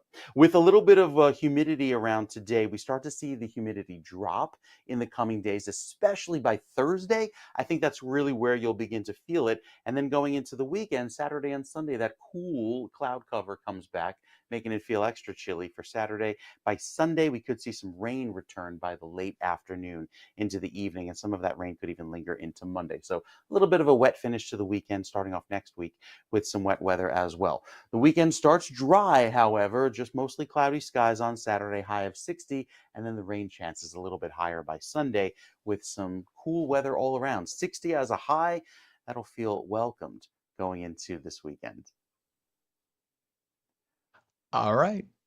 Thank you very much, sir. Appreciate it, Mike. And we have some traffic to talk about. Sorry, that was our next guest. We will have her up in just a moment. But we do have an accident. It just came in. That's why we're playing technical games here, trying to juggle. So if we could take a look at what we have now on 76. A disabled vehicle on 76 westbound, just west of exit 1B. No, it should be on the 76 tour at 295 Aljo tour curve. Yeah, it's the I-76 tour. Yeah, there you go. That's it. Thank you, Pam. Pam rocks as always. So this is live and happening. This happened in the last couple of minutes. That's why we were kind of disheveled here with Mike finishing his report. So this just happened on I-76 west of exit 1B 295 in Gloucester City. You can see the left lane is now closed. We have police activity on the scene, and that's causing a pretty good slowdown through that area. There's a crash on Coastwise Street southbound by Tyler Street in Newark. So in downtown Newark right now, you have all lanes closed and people are being detoured through there.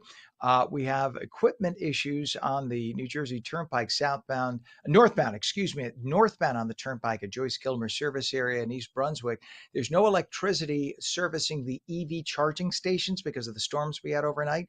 So if you would normally charge your electric vehicle there, can't do it. And that's a big charging point for people coming up or down the coast. In this case, northbound. So they're going up the coast into New England. They would normally stop and charge up there. So you're going to have to make alternate plans. Let's go, if we can, Pam, to 295, that earlier crash we had on camera that's off to the right shoulder. This is a crash on 295 southbound, south of exit 72, Route 31 in Hopewell Township.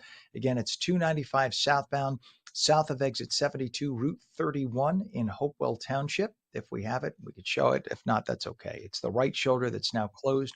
And then we have issues on the approach to the GWB right now. A little bit of a slowdown on the lower level on the right side. Otherwise, upper levels flying pretty well.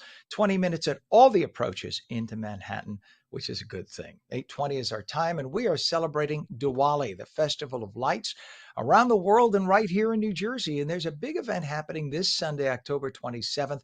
It's 3 to 6 p.m. It's bringing the spirit, sounds, and flavors of South Asia to the heart of Essex County. Joining us this morning is Deepak Shalani, who is that we have? No, we don't have Deepak. I'm sorry, we have Akshata Shetty. Excuse me, we were going to have Deepak.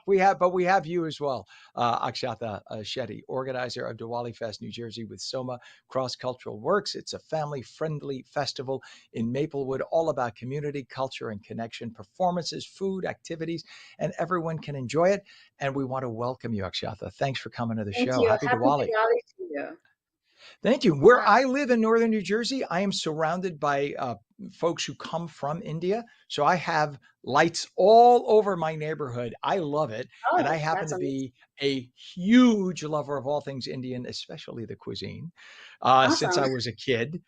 So I am very excited about Diwali. What inspired you to finally organize a Diwali Fest? Is it just to share the beautiful holiday and the celebration with everybody else? I cannot take credit for this or for organizing this festival. It's been organized since 2017. Mona, Kareem, and Geeta Mehra, two wonderful women, started this festival in 2017 and have been helping us organize for years now. And Deepak and I took over from them 3 years ago, and we've been festival directors since then. That's But awesome. So tell us all the about it. main Tell us what inspired it and yeah. what's behind it and what can The people main expect? idea is to bring the community together and also like to spread our cultural awareness to everybody in the community. So we get people from all around New Jersey, which is wonderful. We have over 2,000 years, and at this point, it's an annual festival. And we are so grateful that it's a diverse community and it's open to it's free and open to everyone. Anyone can come in and anyone can enjoy the celebrations. And our main idea is to spread our cultural awareness and And bring it's an everyone awesome together. it's an awesome celebration. Tell everybody what Diwali is, though, from South Asia. Tell everybody what the holiday's about. Yeah, so the holiday is about Lord Rama defeating the demon king Ravana in Lanka and returning to his birthplace, Ayodhya. And when he returned, because it was to celebrate, people had lighted lamps in their houses, and on their way back, they saw all these illuminated houses, and to celebrate truth over evil and joy, essentially. So we are continuing that tradition from years ago. So that's I love that. Diwali, especially I love that. because it's called Festival of Lights. So Right.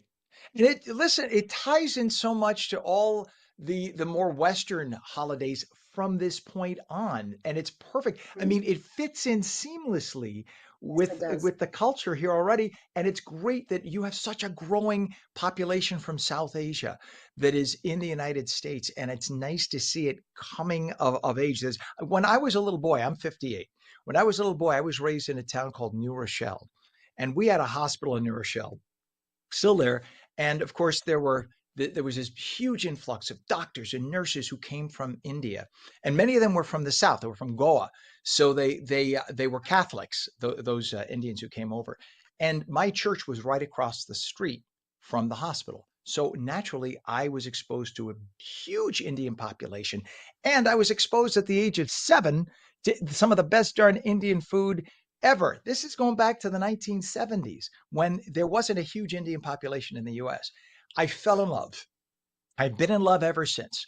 And it is You know, just a beautiful, beautiful culture, and the foods are great, and it's just a beautiful family structure and everything. We just love you. that's kind of my personal motivation too. I have a 4.5-year-old, and I want to show her more of our culture. I want her to learn, hey, this is what it means to have Diwali. Yeah, she knows Halloween, but she knows a little less of Diwali, which kind of motivates me to do more of our festivals here. It's beautiful because it's more family than Halloween. Halloween is, if Halloween's a kind of a fun thing, but it's not family. Diwali is family, and it's about culture and history, and it's so important. And I'm so glad that we have pockets of Indian populations in throughout New Jersey now. A big Edison, you have huge Indian communities. Montville, trying to think of now, of course, they're not coming to me off the top of my head, but I know of That's certainly those funny. two communities. Yes, Jersey City, huge Indian populations. So it's good to see finally. It's like, hello, enjoy our celebration and our culture. And I think anyone who goes to this is going to love it and want to be back over and over. So how has the community response been? Oh, we usually have over 2,000 people. So it's been great. Yeah. But I I do need love to it. make a small correction. The festival is on Saturday, October 25th from 2 to 6 p.m. in Maplewood Memorial Park. I think I said 3 to 6. I'm sorry that we said It's 3 to 6. Saturday, Saturday. So it's Saturday the 26th. It's 25th. 2 to 6 at 25th. What am I have all my dates wrong here. Okay, that's my fault. That was entirely my fault when I put it in last night. I apologize. So it is this Saturday, period, right? This Saturday. Mhm. It's from 2 to 6. Yes. And it's right in the heart of Maplewood. It's Memorial Park. So it's easy. Mhm. Everyone in Maplewood knows Memorial Park because Maplewood's relatively small. It's a great little park. What do you hope people walk away with after experiencing Diwali Fest for the first time? The amazing food, and we have Rajni covering South Indian and Sonny's covering North Indian, and we have specialty donuts from Need for Love. I just want people to experience all the different food offered and the different Bollywood performances by Indian dance academies. And we also have a dole player and DJ who you can dance to. So that's different. That's not something you can experience in your daily life here in the US. So we're bringing some things from India. So it's going to be amazing. I love and there's because you have 1.25 to 1.5 billion people in India, so there's such diversity in the country that you have for younger people who don't realize there's like club music and house music that comes out of India that's like it rivals anything here.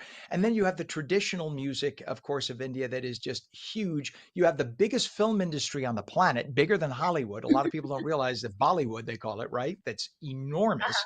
There's more actors and everything. It's just a great culture, and I'm just glad to see it just blossoming here. So it's going to be a big event. Do people need tickets for it, or is there a No, website for more information? Just show up. it's fully free. Just show up, and you're welcome to wear Indian clothes if you want, or come however you want. We're open to all. I love it. I just want to know somebody's going to be making samosas. That's all I need to know. Oh yes, there will be samosas and there will be mango lassis. My gosh. See, because you got it for people who don't realize you have the mango lassi if you have some spicy food, right? So if you have what's chicken vindaloo that's really, really spicy, you have the mango lassi and that kind of chills down the burn in your mouth. Do I have it right? Yes, that's Like, exactly you right. know, you know that only somebody who loves Indian food would be able to speak on that. So, and I love my naan bread, and I love my dal, and I love everything about your culture. Well, listen, That's amazing. Diwali Fest, New Jersey. It's this Saturday. Gotta check it out at Memorial Park, 2 to 6 p.m. Maplewood. And Akshata Shetty, who is the organizer, one of the organizers with Soma Cross Cultural Works. Thank you for joining us this morning. I hope you have 5 times the population that you had Thank last year you. there at Really the appreciate Diwali it. Fest. Thank you. Well, I'm going to try to get over there on Saturday, so I'll look for you. All right. Oh, awesome. Thanks. See you Thank you again. so much. All the best. Oh, I love the culture. I love the food so much. Could you tell? Am I just a little smitten by it? It's 8:29 right now. We have 58 degrees when we come back. Meta is seeing to it that parents can control their kids' interactions with AI. And could your low phone battery cause you to pay more for an online purchase? Brand and digital strategist Fisher will join us with more. Phone lines are open 888-658-0234. You're watching on New Jersey Mornings. We're back in 30.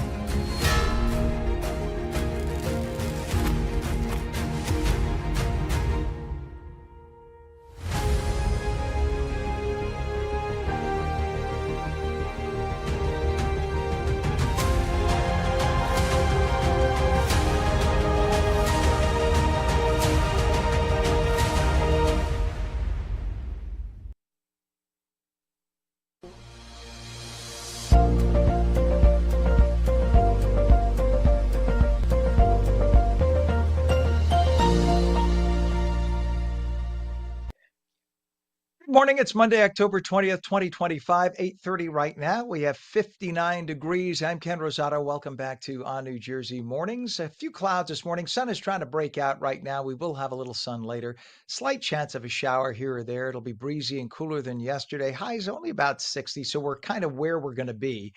Meteorologist Mike Favetta is here with a full check of the Garden State forecast. Good morning, Mike. Good morning, Ken. Yeah, a little bit of a cool down ahead, but first, another pair of warm days today and tomorrow after so much warmth yesterday. Made it back into the 70s. Have a little bit of clearing happening across New Jersey after the clouds that were around earlier today starting to move out east. So we'll get a healthy dose of sunshine, and that in turn warms us up back into the upper 60s and low 70s yet again. Cape May, 66 as your temperature. Avalon's pair of sixes for you. That westerly breeze taking over through this afternoon, making it feel very pleasant. Some places may be as warm as 73. Our average is 65, so we're a little bit cooler than we should be, especially by the end of the week, where temperatures fall off into the 50s by Friday and Saturday. Here's the rain that came through overnight. That is long gone, so the clearing that takes over today will feel quite lovely, but there will be a gusty breeze again, this time out of the south and west, pushing in more of that mild air in through this afternoon. We've been keeping an eye on the tropics, had two named storms last week, Lorenzo and Karen. I knew I would remember it. And then this one could become Melissa by the end of the week. It's churning there in the Caribbean, gaining some organization and probably working westward. No threat to land immediately, but it's one to watch as it's right there in the Caribbean basin. Our forecast today brings mostly sunny skies back across southern parts of the state. Northern sections of New Jersey have clouds most of the day, but you clear out by this evening, making for a very pretty sunset. And then tomorrow morning starts off chilly in the 30s and 40s, only to rebound quickly back into the 70s by the afternoon. So it's yet again one of those days where we start off with the heavy winter coat, maybe the extra layers, and then by the afternoon you're shedding everything and you're back in shorts and a t-shirt because it's 72 in Trenton and 74 in Camden. Big swing in just a matter of about 5 hours. By the afternoon it starts to cool down again with those winds coming in from the west, and with that a little shower threat into tomorrow night and Wednesday morning, moving through especially the northeastern corner of the state by the end of the day Wednesday. So with that, we'll see our next front push on through, giving us a gradual cool down, but I think the real shock will come Wednesday night into Thursday, where we're back around freezing, waking up on Thursday morning. That's our second front that pushes through for Wednesday night with our little shower chance. And then it's just kind of cloudy and cool throughout Thursday and Friday with breaks of sun, but a cooler and cloudier weekend is ahead with temperatures that are cooler than average going into Friday and Saturday. Look at that, 59 as a high on Thursday, starting off around freezing in the northern sections of the state. And then Saturday and Sunday, our next chance of rain comes late Sunday going into Monday. For the shore points, it's cool again for you into Wednesday and Thursday. We're pretty mild until then. And with that cool down later on this week, we'll stay chilly going into Saturday and Sunday, 50s to start, 60s to finish each afternoon. So fall weather, Ken, is around the corner. And there you have it. Imagine that in fall, that we have fall weather. What's that about? Gosh, Not I our got to weather. talk to Mother Nature. Got to have a little conversation with Mother Nature about that. All right. Thank you very much, sir. We appreciate you as always. It is 8:34 right now. We have 59 degrees in northern New Jersey, 55 in Trenton, 54 Cape May. In terms of traffic, let's take a look at this. This is on I-76. That disabled vehicle we reported on earlier, you could see what's left of that. This is I-76 westbound west of exit 1B 295 in Gloucester City. Pardon me, the left shoulder remains closed. They did take away two of the vehicles already that were there, and you could still see police with one vehicle. Thank you for zooming in right on cue. I love the traffic people there. Thank you. We appreciate it. Oh, and they're trying to show us there's some trucks back there getting stuck. So I appreciate that too.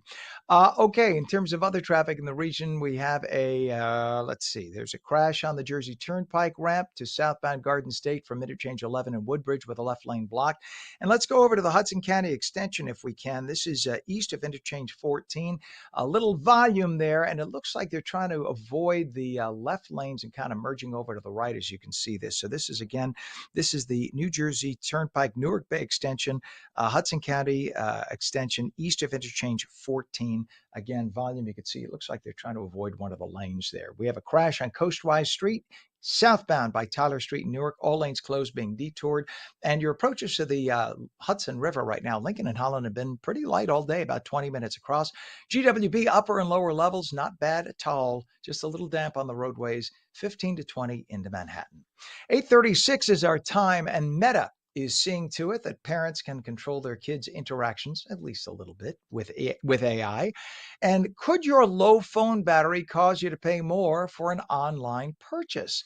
Brand and digital strategist Fisher, who could be found on X and Threads with username @Fisher and through his website, fisher.media, joins us with more. Good morning to Fisher. Good morning. Well, so Meta, talk about this. Meta will give parents control over how their kids interact with AI. What does that look like? Yeah, a little background. Meta's introduced AI-powered chatbots on Instagram designed to engage users, particularly teens. Now, one of the stats that Meta and other tech companies really use is monthly active users or daily active users or weekly active users. So they're always trying to get us as consumers to interact more and more and more. That's why it's the likes and the chats and the comments and this and that. So the chatbots for the teens specifically are supposed to mimic the personalities and content styles of well-known Instagram creators to provide fun and interactive experiences. The chatbots are powered by Meta's AI, which is capable of answering questions and generating responses similar to human creators. So the AI is answering like people. Parents, of course, worry about the chatbots exposing the teens to inappropriate content or influencing their behavior negatively due to the impressionable age. Now, Meta has added, as you stated, and the whole point of this is about parental controls for kids' interactions with the artificial intelligence chatbots, including the ability to turn off one-on-one chats with AI characters altogether, and that begins early next year. Now, Meta claims that they have implemented safeguards, including content moderation and age-appropriate restrictions to protect young users, and of course, critics highlight risks such as exposure to harmful content or manipulation, given teens' vulnerability to online influences. And some experts and parents advocate for stricter regulations to ensure that the AI interactions remain safe and appropriate for all teens. So it is definitely a concern when your kid is in their phone head down and you don't know who they're talking to. They may not actually be talking to anybody. They may be talking to an AI chatbot. So it's definitely concerning, and you want to, as a parent, to be as concerned as to who your teens are talking to, your kids, whether it's AI or real. So definitely still keep those safeguards and the, looking at their DMs and messages and things of that sort to keep them safe. I mean, as much as that's distressing, and I could understand that is distressing, I just heard Fox News did a story the other day about AI now having basically romantic interactions if you choose to sign on to Yes, it. I know we didn't talk about yes. that. We That's didn't talk kinda about it. creepy. Mind you, I don't know anything more than you know about it, but yes, Sure you don't.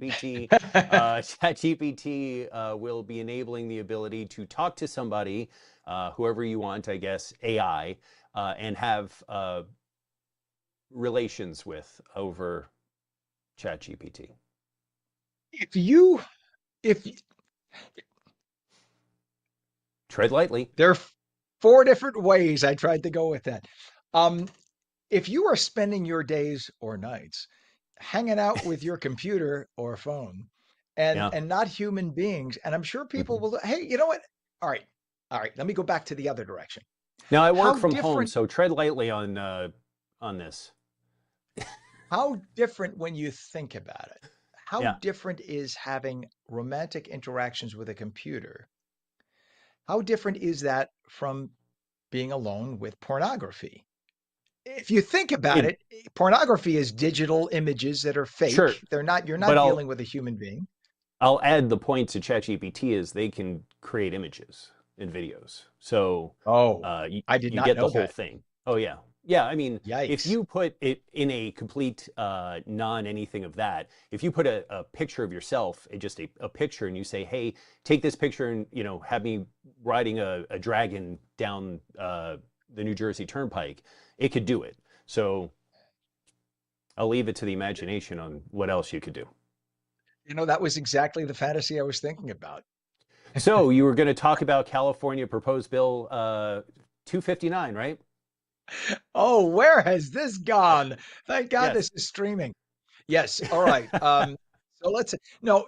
This is really a scary thing. We're going to shift to. Yep. And this is in California. They're talking about a proposal now, which did not end up getting voted on yet. But Right. if you have your phone battery running low, say it's at Mm-hmm. 3%, and Mm-hmm. it's 2 o'clock in the morning, you try to do a ride share, the phone could potentially tell the rideshare company this guy is about to have his phone die and he desperately needs that rideshare, and they will quote you the highest rate as opposed. Correct. It's like competition pricing at that point. So is this legal? And I guess they're trying to make it illegal in California, Right. right?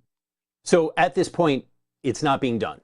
Just state facts that Uber's not doing it, Lyft's not doing it, Waymo's not doing it. No one is using the fact that you're in need, that you might be in a bad area of the city, that your battery is low, that you have a prepaid phone. None of that is being used, but I am setting it up that it could be because all of that information is known to app companies. Now, we've talked about this before in different things. We talked about this especially with TikTok, of how you could be fingerprinted from your device. So usually you have a device ID and that passes information, but you can turn that off or you can reset it so it doesn't, the system doesn't know it's you, right? The vendor doesn't know that I'm Fisher because I have the iPhone 17 Pro and et cetera, and I'm on whatever Wi-Fi I'm on, and I go to certain places that I use Wi-Fi. Like that's how typically they can track you and how you would see ads because you walked into a Starbucks and then later on it asks you, you could get a BOGO after 2 o'clock, things of that sort. So what you can now do, and you've been able to do it, and companies have done this to get around if somebody has changed we talked about this, instead of using your email address all the time in everything that you sign up for, change email addresses. Don't use the same email address for banking and for Victoria's Secret or Best Buy or whatever it is, because you could be tracked by your email address. So yes, you could be fingerprinted by the type of device that you're using, your battery life, your Wi-Fi. All of that stuff can create a profile on you. So in theory, you are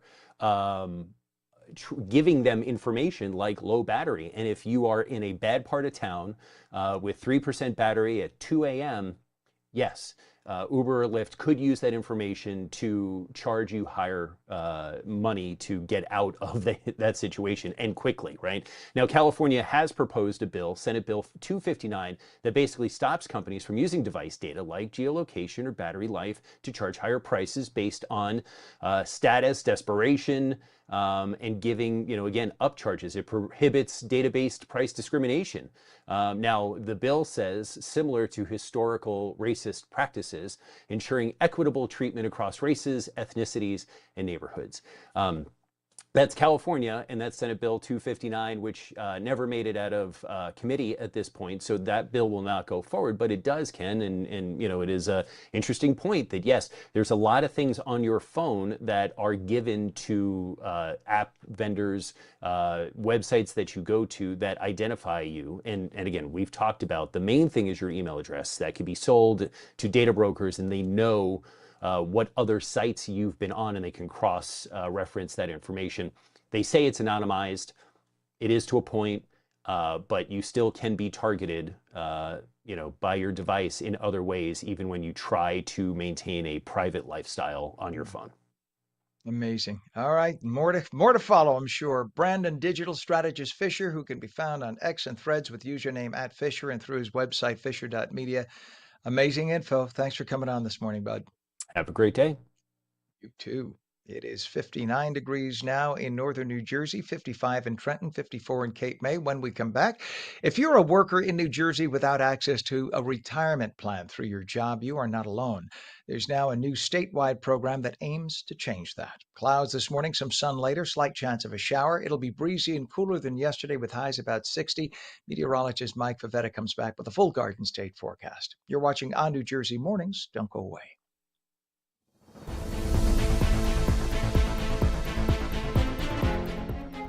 We vote to protect the Social Security we worked hard for. We vote because family caregivers deserve support. We vote to have a say in our future. For all the reasons why, AARP has information about when, where, and how to vote. Find the information you need to make your voice heard. Countdown to Election Day, presented by AARP New Jersey. Visit aarp.org/NJ Votes. And welcome back to On New Jersey Mornings. I'm Ken Rosato, 846 now, and we'll take your calls at 888-658-0234. Straight to meteorologist Mike Favetta with a check of the Garden State forecast. Good morning, Mike. Good morning, Ken. We've got a pretty decent day ahead after what was a very mild overnight. Look how temperatures warmed today back into the 60s.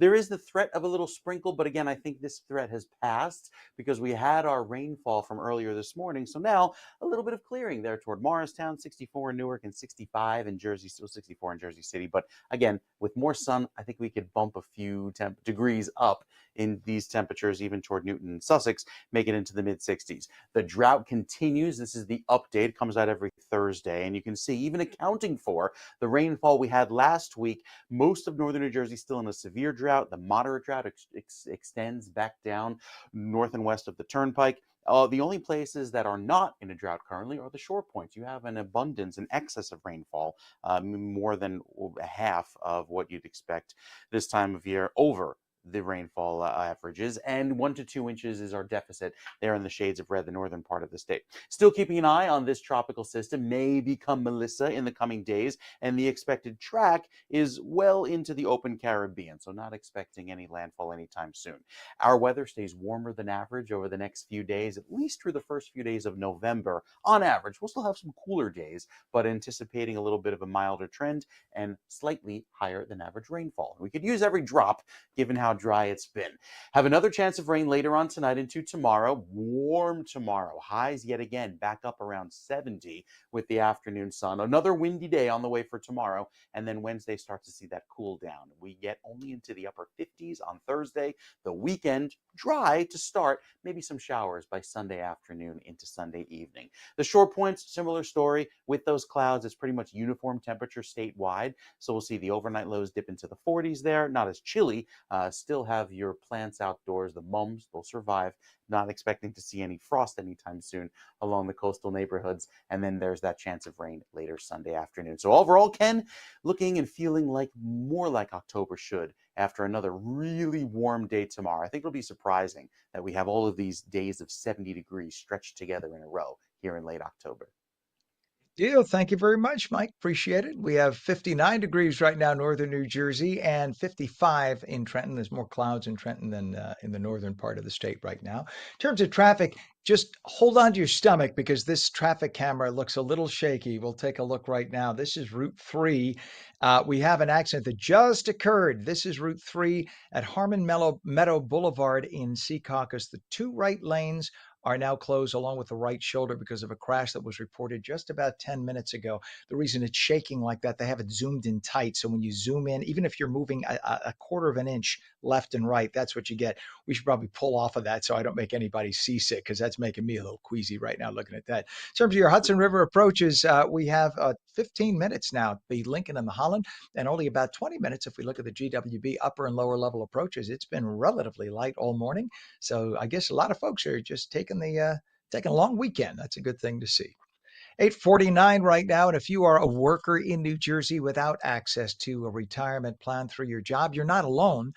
There's a new statewide program that aims to change that. It is called Retire Ready, and it's part of the New Jersey Secure Choice Savings Program. It is designed to help more residents start saving for the future automatically and with minimal effort, the best way. Joining us now is Todd Hassler, who's executive director of the program, to explain how it works and who's eligible. Good morning. Good to have you on. Good to meet you, Ken. Well, thank you. Tell us about this Retire Ready program, what it's about, and how it got started. Sure. So Retire Ready is the state agency. So we are an agency of the state. We're kind of unique. We're in, but not of. They was created out of the New Jersey Secure Choice Savings Program Act.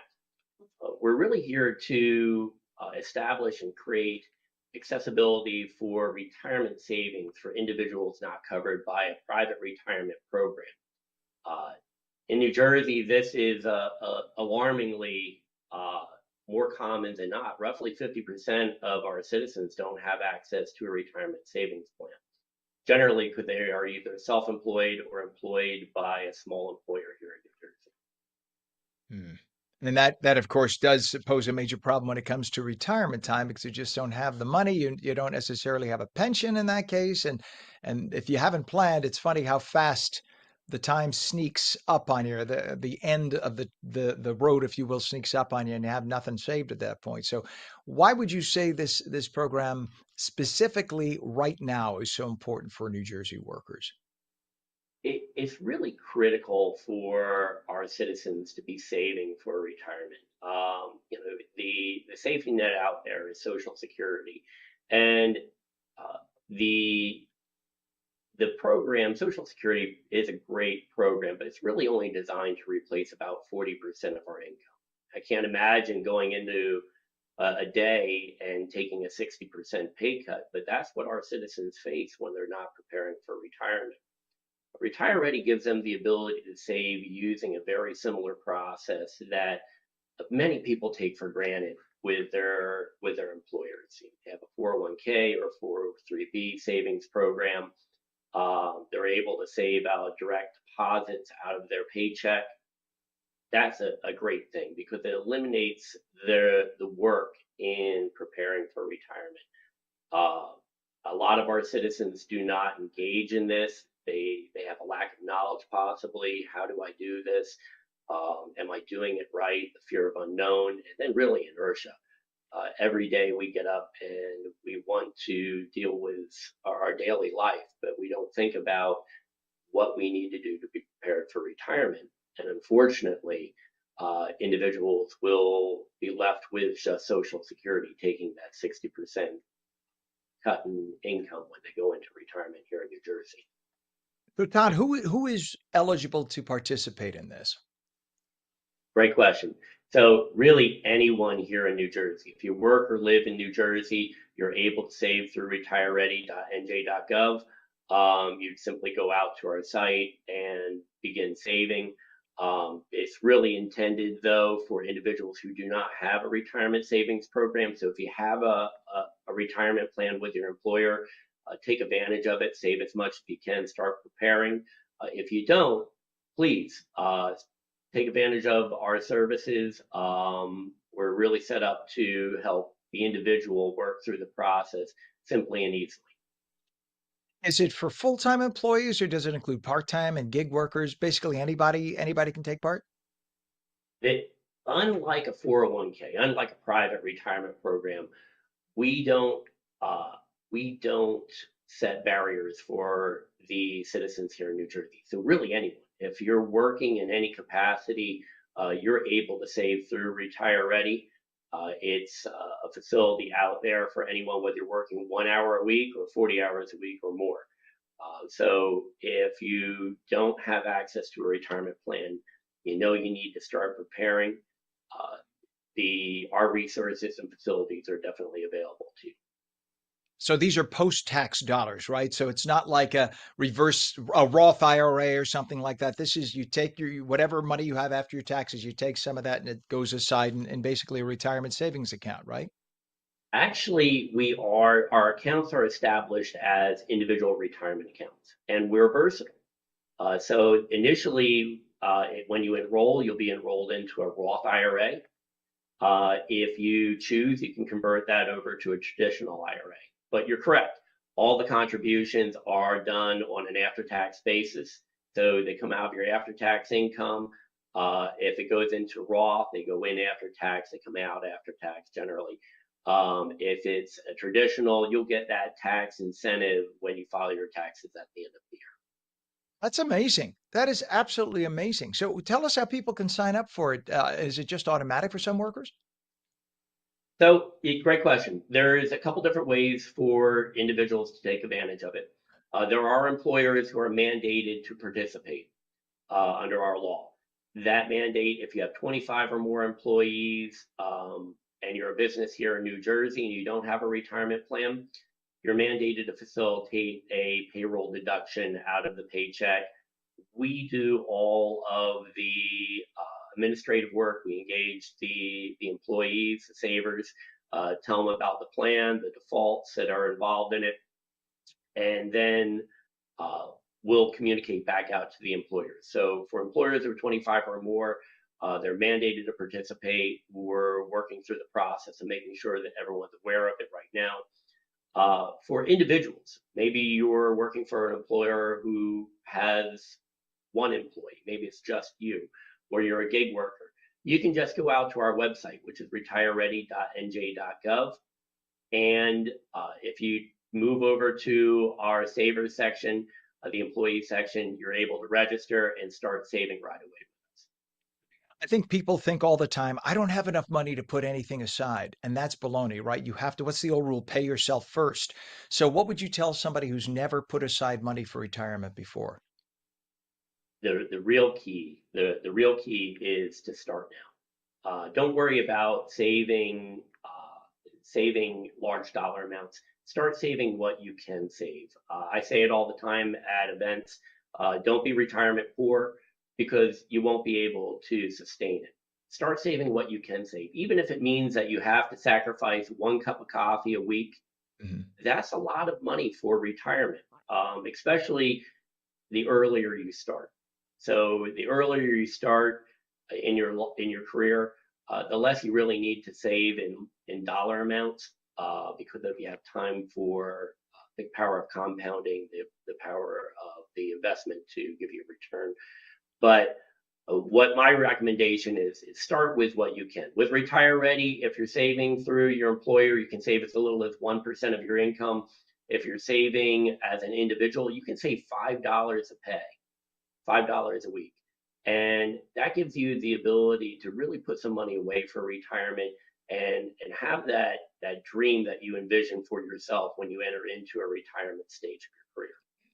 That's the way to. I had, by the way, a relative who 10 years, actually 8 years before retirement, worked 1 weekend day a month. That's it. 1 day a month.